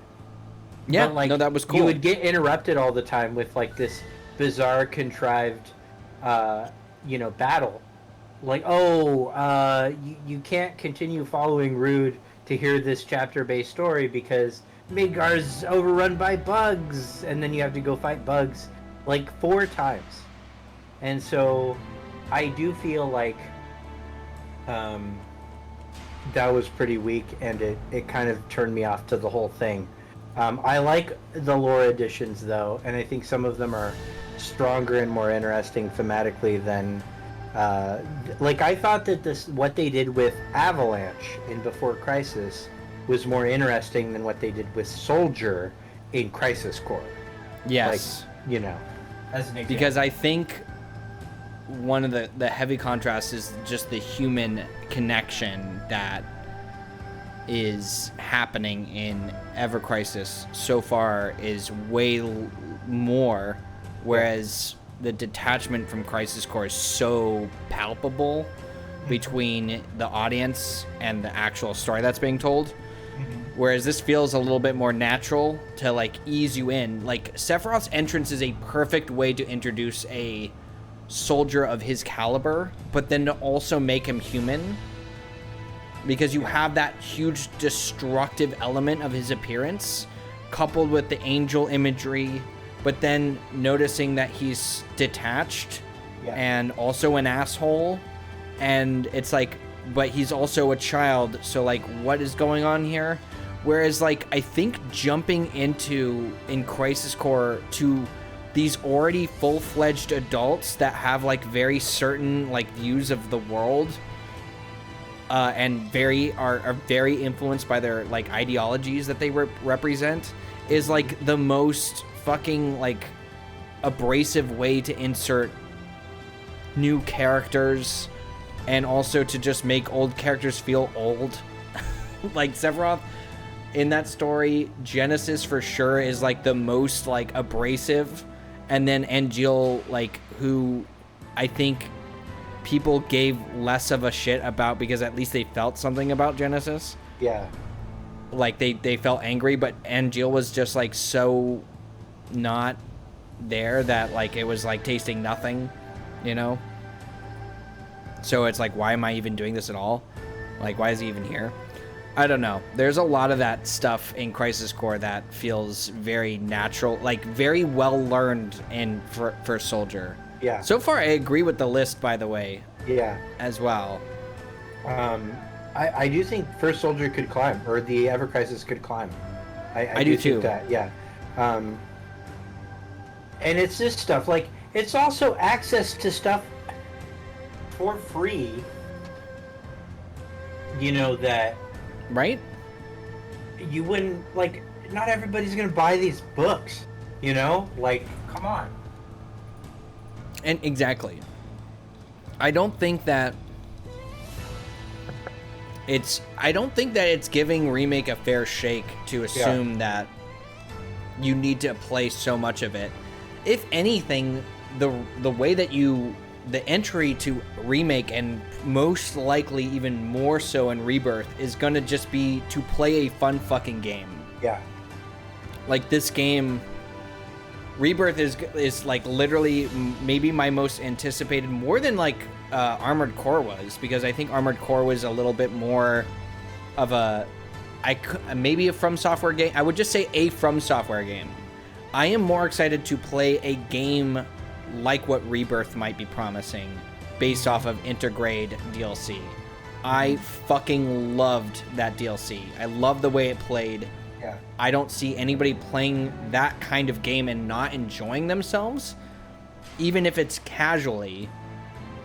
Like, what it's offering is huge.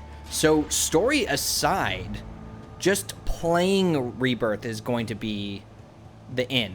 And then the story is going to be great, I'm sure, but all of these extra elements that people are worried about is such a secondary problem for me. I don't know. Yeah. Yeah. God, I'm so fucking excited for Rebirth. As soon as they release more footage of, like, gameplay, they're gonna break some... What is that light? What? What just happened there? What was that fucking light? Oh, just don't worry about it. Just glitch. No, what? Yeah. What was that? No, it was a glitch. That's a glitch? Yeah. The light, the thing that the white that popped up. The spirit? Yes. It just rose out of, like, the thin airs? Yeah. Yeah, it happens occasionally when you're presenting the game this way. Because I have it at 120 FPS, and that's Okay. like not natural, and so it was an artifact. Oh, okay. It's like any companion, like Babyseal already mentioned, companion piece is the perfect word. It's not needed. It's just Yeah. fun for people who want to experience it. Like you're insinuating Yeah. Ninzard. Yeah, and it's fun. I mean, I have enjoyed playing it. Like, I think it's like some of it is like I kind of have that weird like self-punishment masochist kind of thing. And I know exactly what you mean. has that vibe. So I do. And then also whenever you like are in like a top tier of something, it's like a natural incentive to keep moving For you forward. to Yeah. know everything about it. But I'm also in this position where like I fully understand not everybody wants to do this, which is Right. why I'm doing it. You know, so that let's say you don't want to do this, but you want to know what's going on. You know, that is part of the way that it's going to spread is through, you know, people like us. No, of course. Yeah. You don't make a 5-hour-long video because there's a fucking line in a Tim Rogers video where he's like, I wouldn't be doing... what is it? Like, buddy, if I liked myself, I wouldn't Yeah. be here right now. Yeah. I literally couldn't relate to a statement more when it comes to that sort of feeling sometimes. This is what I was saying is that The Kids Are Alright is probably was painful for me to read. I'm gonna Yeah. be honest. The only parts of it that I enjoyed really were the parts where Kadaj was present because I felt like I knew what was happening and cared about it. Yeah. Not to say that the other stuff wasn't interesting. It's just the way that that media for me was being told was not my typically enjoyed way of ingesting media. I like Um, that Tifa basically continues to just parent Cloud too, and The Kids Are Alright. Is one of my favorite things. So Don Corneo's alive, by the way, and in The Kids Are Alright, Tifa basically like sets Cloud up on the whole like delivery service thing. Even buys the bike with a trade-off of unlimited drinks at Seventh Heaven. And then it talks about characters you don't care about for 20 chapters, and then it gets to Kadash. So that's The Kids Are Alright. Yes, and then you get the one tidbit about the live stream that is semi-relevant to some discussion, and then the story's over. Yeah, and also Genova's influence. Yes. Sung mentions that, yeah. That is such a cool scene. That whole thing, I think, is probably one of the best depictions of Genova, period, because it does have that sort of horror-esque element very present in that scene. It's really going for that, and I like that. But again, that's like only then. So you're talking about a fucking long book for me. I do like the real. Okay, what is this? Look at this. What are we looking at here? This is him staring up at the sky after he got after Zack is dead. This is the sky he's looking at. Yeah, that's right. That's my guess. Oh, dude, for sure. But the fact that it's a blue sky, I got it. I'm gonna be a mercenary. This does not sound like Cloud, by the way. I know. I got it.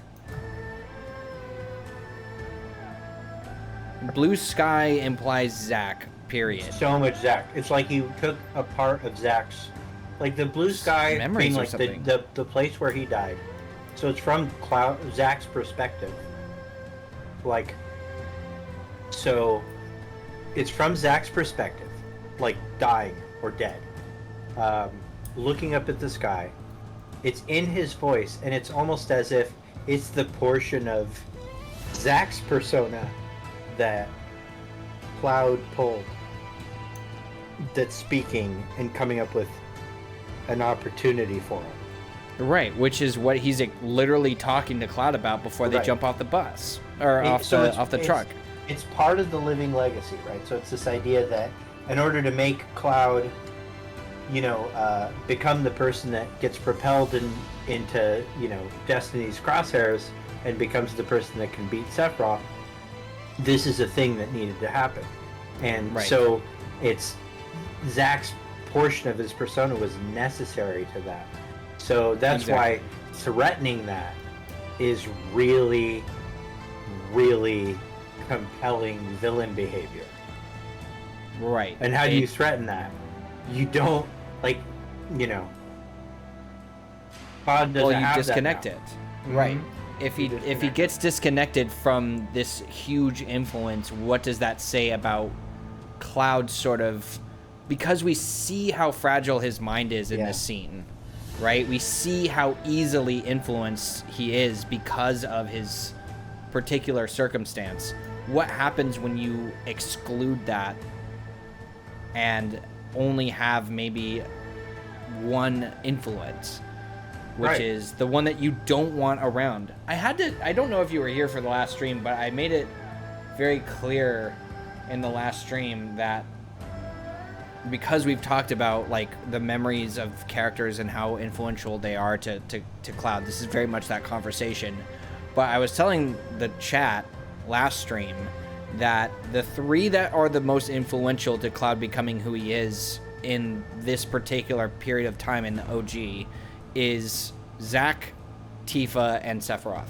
So if what we've established in the videos are true, and you exclude Zack because of Remake, you only have two influences left that are key to his character.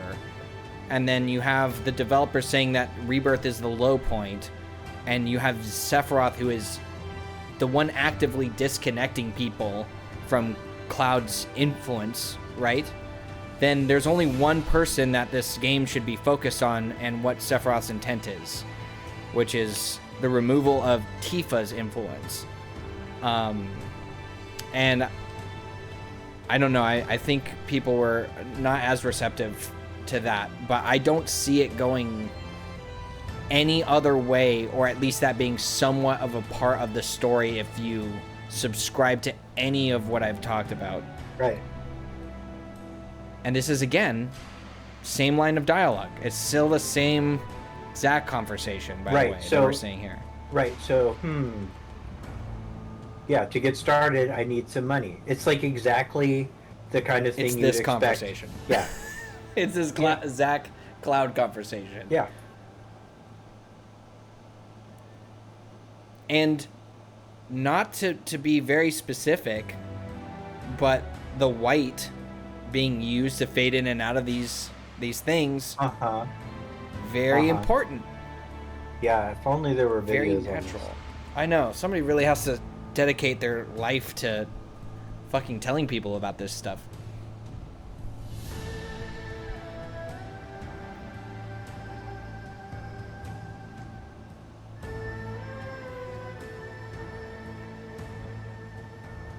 I think the Okay. idea is to feel like at the end of Rebirth, all is lost, and then for the third game to feel like the battle now is to reclaim all of that lost ground. Like you have the party in a complete disarray, the world is ending, and your job as the character now, as your player agency, is to do the literal impossible and try and get that all back. Yeah. I think starting the third game with all three of those things The is going to rawest be fucking despair. the Yeah. fucking coolest shit ever, because you know what Yeah. you open with most likely is the fucking where it would be the meteor reveal and the escape from Junon, which is like, for all intensive purposes, I always say that wrong, but you know what I mean, is the driving force that will be like, the fuck yeah, we're all here, we're coming back, we're gonna do this impossible shit. Like, it's such a motivating moment, I think, if you start from there, because that will launch you fucking through the entire game if they do that right. Just that feeling of like, we're gonna fucking do this. we're gonna get all this shit back. Yeah, it's gonna be exciting if they do that. Who knows? And then Zack is the playable character. He's the one. You know what I think is also an undermined, a not thought about enough track is a Hero Lost track. That fucking song with that title is a huge fucking deal. Take Care of the Lady. So do you want to explain this? Because I had my own opinion about what this is, because I freaked out about it with you and Gene. But Gene found the Nibelheim No, connection. I didn't. I had no idea people didn't recognize this. And when I was on didn't. stream, I was like, "Oh yeah, hey, there it is, guys." So this is from the OG Sephiroth. This is from the live stream scene. Sephiroth says this to Cloud. Cloud is wearing a helmet, but this is Sephiroth's line. So this is Sephiroth somehow being part of what drives Cloud. Even still, even like unintentionally, it's weird. You know, like, it's really weird. But it also explains why this particular effect is here, as opposed to other memory effects he's having. Right. Like the gradation is different than when he's talking to himself. Yes. Did you notice that? So it's visually different, visually distinct enough that They're you can say, making this is very Sephiroth. clear remarks as to who and how these thoughts are being communicated to the player. Who is this line of dialogue coming from? Is this an interior Cloud thought, like an introspective Cloud thought? Is this a memory of something that's actually been said, and from whom? And then what about this one, right? Where this is a recollection, but of a Sephiroth memory, so to speak. So super good on them, by the way, and they were really attentive to that. I don't think that they could have probably been a little bit better about it with Remake. I think going forward they will be very... I feel like that's also to build like a little bit of mystery. It's like, where are these thoughts coming from? But I think that a lot of people were confused because we get at the edge of creation a similar headache, but they're like, or the headache before they go into the singularity. There's not a lot of distinguishing factors of these things, which I think might have frustrated more, but the way that they're doing it in here is to be very blunt. And I like that. But they probably could have been a little clearer about it on Remake. I don't but they're think probably using it. They're probably using it for the memory thing. I'm still of the, like, hey, Remake was supposed to ask questions. Rebirth is supposed to answer them. And then create new questions. Like, we're not supposed to know. If we've guessed it, it's because we've done something a little too hard. You know, like, I think, you know, like Maybe like tied Nomura up in a basement, yeah, like that hard. yeah, like maybe Okay. maybe one of us is getting silenced, and by being sent to stuff, you know, like maybe you Sure. know, like oh, signed an NDA now, Right. you know. Who wouldn't do that? Done Take care of the something lady. a little too hard. Isn't that you two in a nutshell in terms of theory crafting? Yeah. Although there is a big theory crafting world out there, and I just want you to know that we will never go as absolutely hard, and we'll say fractal as Delta Sin, who's in chat. If you guys want to see, check out Delta Sin's channel. It's he makes some connections, yo. Yeah, some of them I do are even think that- accurate. I do think that like back when we first, when I first started, I was making some serious fucking like jumps that yeah. were reckless with what I know now, like Rufus being Efalna's son, which was reckless. That happened. So I think at some point when we say hard, there is hard, and then there is our new version of hard, which is not what you're thinking, but the other thing. Yeah, it's the other thing. It's the okay thing. It's the brand safe version of what you're thinking. Right. Mm-hmm.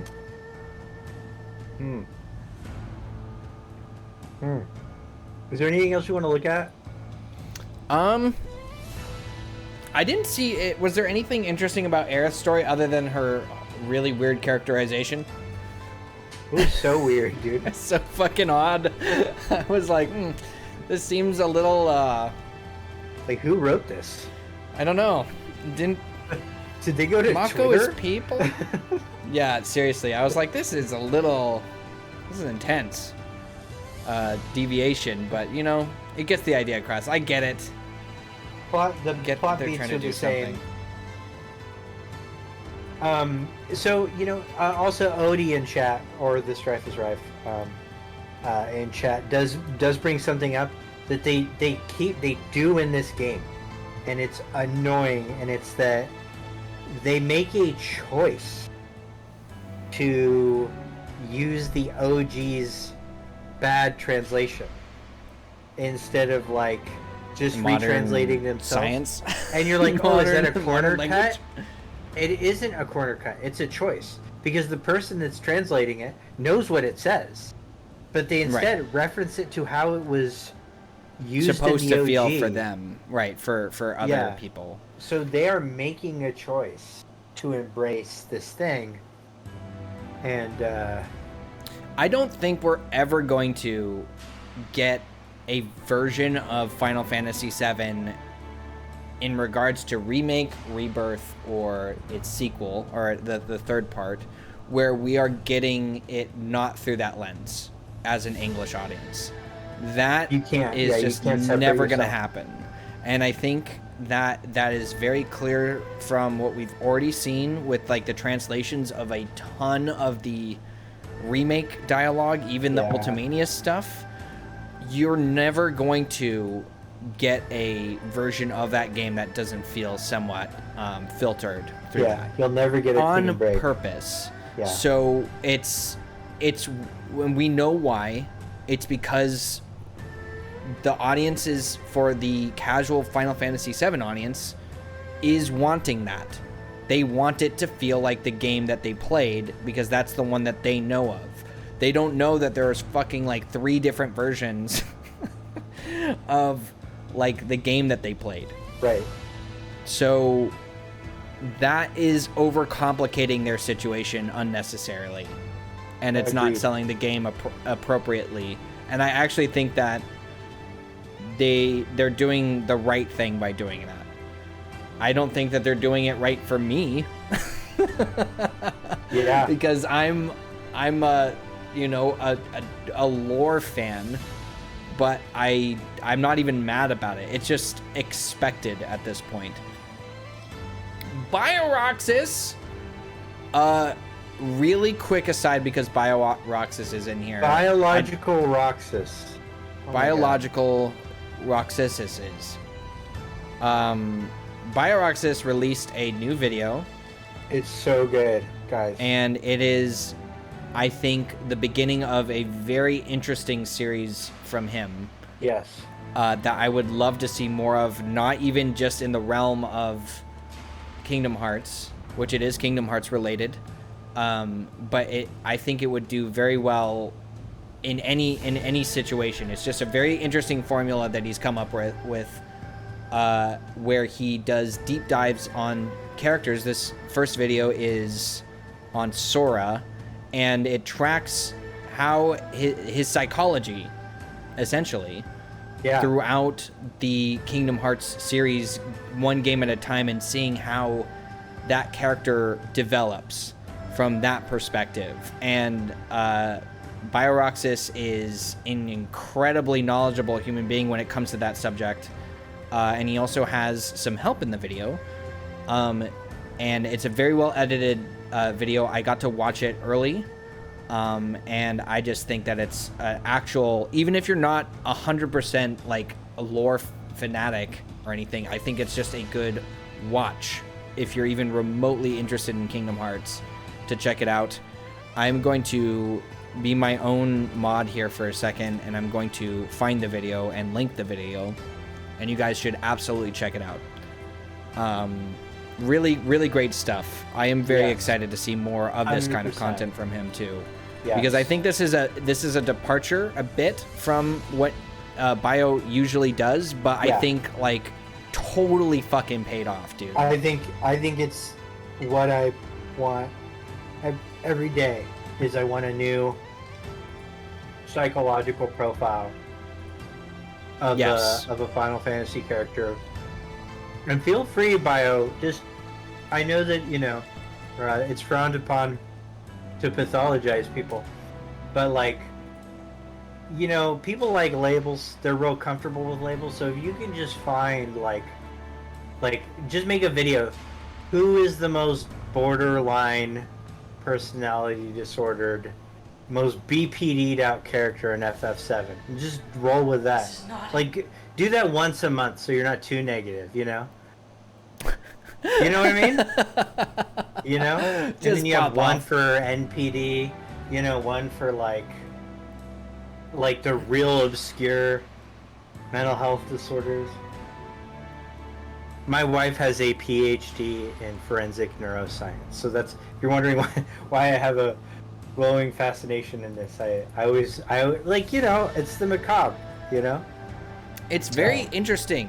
It's just interesting, and it's interesting to look at a character that maybe you did not give maybe enough of a look at. A deeper dive. I think Sora is a perfect platform to be like, oh, I didn't really think that much about this character until you phrased it in the way that you did. So I'm just like, like, all right, like I wonder, and it makes me think, like, what about the other characters? Yeah, and being serious, what it is it's a really deep dive on a character, and that's what I like. I like these lore, like really heavy, like what makes this character, like what, and you know, why does this character resonate with so many people? And I walked away. I've always actually been a pretty big Sora fan, even if I haven't always liked every game, you know, like in the series. I loved Sora, and I walked away from the video loving Sora even more, you know. Right. Yeah. And I actually think it did make me appreciate the character more, and it also makes me, and I think I might have already told Bio this, but and if I haven't, I'll say it here. But it actually makes me excited for future Kingdom Hearts iterations to just kind of see where that goes a little bit. Too. Yeah, me too. Especially like just seeing like the opening frame of Sora in the KH4 trailer. You're like, okay, what happens when you add hormones to the psychology of Sora? You know, for sure. And then also just how does like puberty factor in. the imagery just even, I would say watch the BioRoxas video and then go watch the Kingdom Hearts 4 trailer and then tell me what you think about Sora running at the Heartless where everyone else is running away and be like, oh, okay, there's actual emotional emotional stake here that I didn't see prior to that video. So and I've said that a couple times, and in fact, it was, I think my first tweet was that when I saw him running towards the Heartless, so Sora. I got goosebumps. I started to tear up. I'm like, that's it. That's it. You know, like, that's my Sora. You know. And then when he was diving through buildings and like while skating off of the walls as glass was shattering, were you thinking, here's a 13 that we're never gonna get? Yeah, I was like, oh man, is this 13 battle all over again? This game's really gonna make me feel like Spider-Man. Anyway, but please check that out. I know that like we just started talking about it because we're actually fans of the video, so I was like, I gotta make sure that I plug that, but then I was like, let's talk about that. Yeah, it's good shit. That's right. And yes, by the way, Bio, if you ever do anything Final Fantasy VII in that vein, I'm sure Clark or I would be. I'm not gonna speak for him, but I'm gonna speak for him. Oh yeah, we would be interested. If 100%. You do Emmett Selk, Night Sky Prince would be interested. He loved your video, by the way. So, and he loves. It's a good start. Emmett Selk. Yeah, and see, Bio plays Final Fantasy 14. I know I'm speaking a foreign fucking language to you right now. I put it together because you said NSP. His favorite Final Fantasy game of all time. I would actually just be interested in watching that video because I don't know anything and I would like to know more. See, now I'm being informed. Right. So what? Oh, let me say this. I'm gonna reiterate this because we might be wrapping up soon. Yeah, might be. Like in maybe like the next 15 minutes or so. But re-clarification. Monday through Wednesday, guys, we are going to be streaming here on the Sleepezi channel. When I say we, I mean it could be me, it could be other parties. It could be Bio. It could be anything. It could be nothing. It could be like some guy that's just chilling by the dumpster. For sure. I love Wendell. Wendell is the best. He's so smelly, but like I will love Mike him up. So much character. You know what I mean? We will go right to the scene where he is live on site next to my trash can. Mm-hmm. Anyway, yeah, so we're going to be doing this Monday through Wednesday. We're going to be talking more Final Fantasy VII Remake. We're going to probably have to start playing the Final Fantasy VII compilation a bit. Just because I feel like time is escaping me. Kill you to go through Remake again, too, like as a player. Right. I think that I would very much want to do that. Yeah. For reasons. Just to get a refresher, just to make sure that I am at peak. I'm never going to be you, Clark. And just to make that this is being spoken on multiple levels, I won't be able... Okay, here's what I will promise. I will beat Vice. Okay. Before Rebirth. Thank you. Let's just say it like that. I will beat Vice by the time that Rebirth is coming out. That is a promise I am making here. We will do that. How horribly I will die and suffer to do that will be all for you to watch. Yeah. We will also maybe play Crisis... Well, we'll have to play Crisis Core Reunion. With or without mods, I can't say.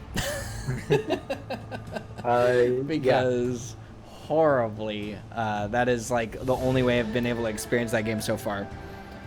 I am very excited to go through all of that stuff because Rebirth is probably going to be coming out faster than I can even think that it is. I know, it's creeping up. Early 2024 is almost here. And then we'll probably be doing some research for some other videos on the channel. So I might start a video game series that I have a passing interest in maybe making a video about.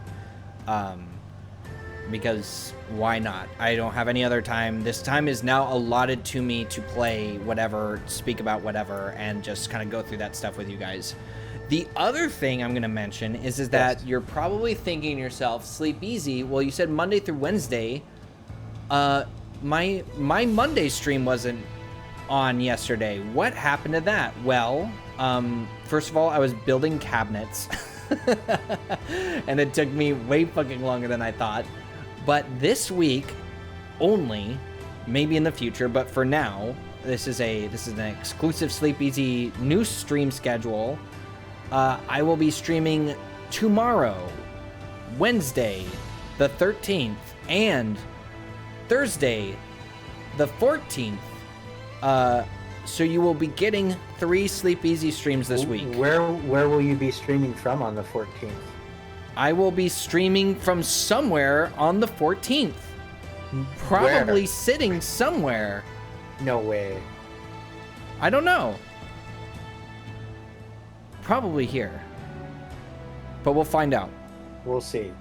Yes, we'll see what happens. Either way, and also I'm going to just be trying to update the stream a little bit more as we keep streaming. I mean, I have a lot of ideas. I really need to talk to somebody who just knows more about it because I've been trying to do this shit myself. I got this far, which is the background, and then that's it. And the alerts. And everything else is completely not familiar to me whatsoever. I need to establish alerts, all this other stuff. The news is killing you, Nori Hicks? What's happening?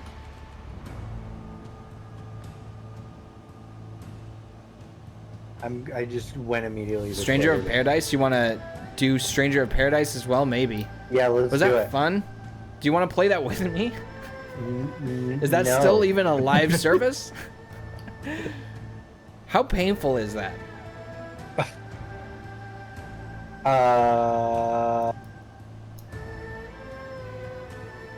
Well, no comment there. Anyway. Look, you know, some people... Okay, I just don't want to...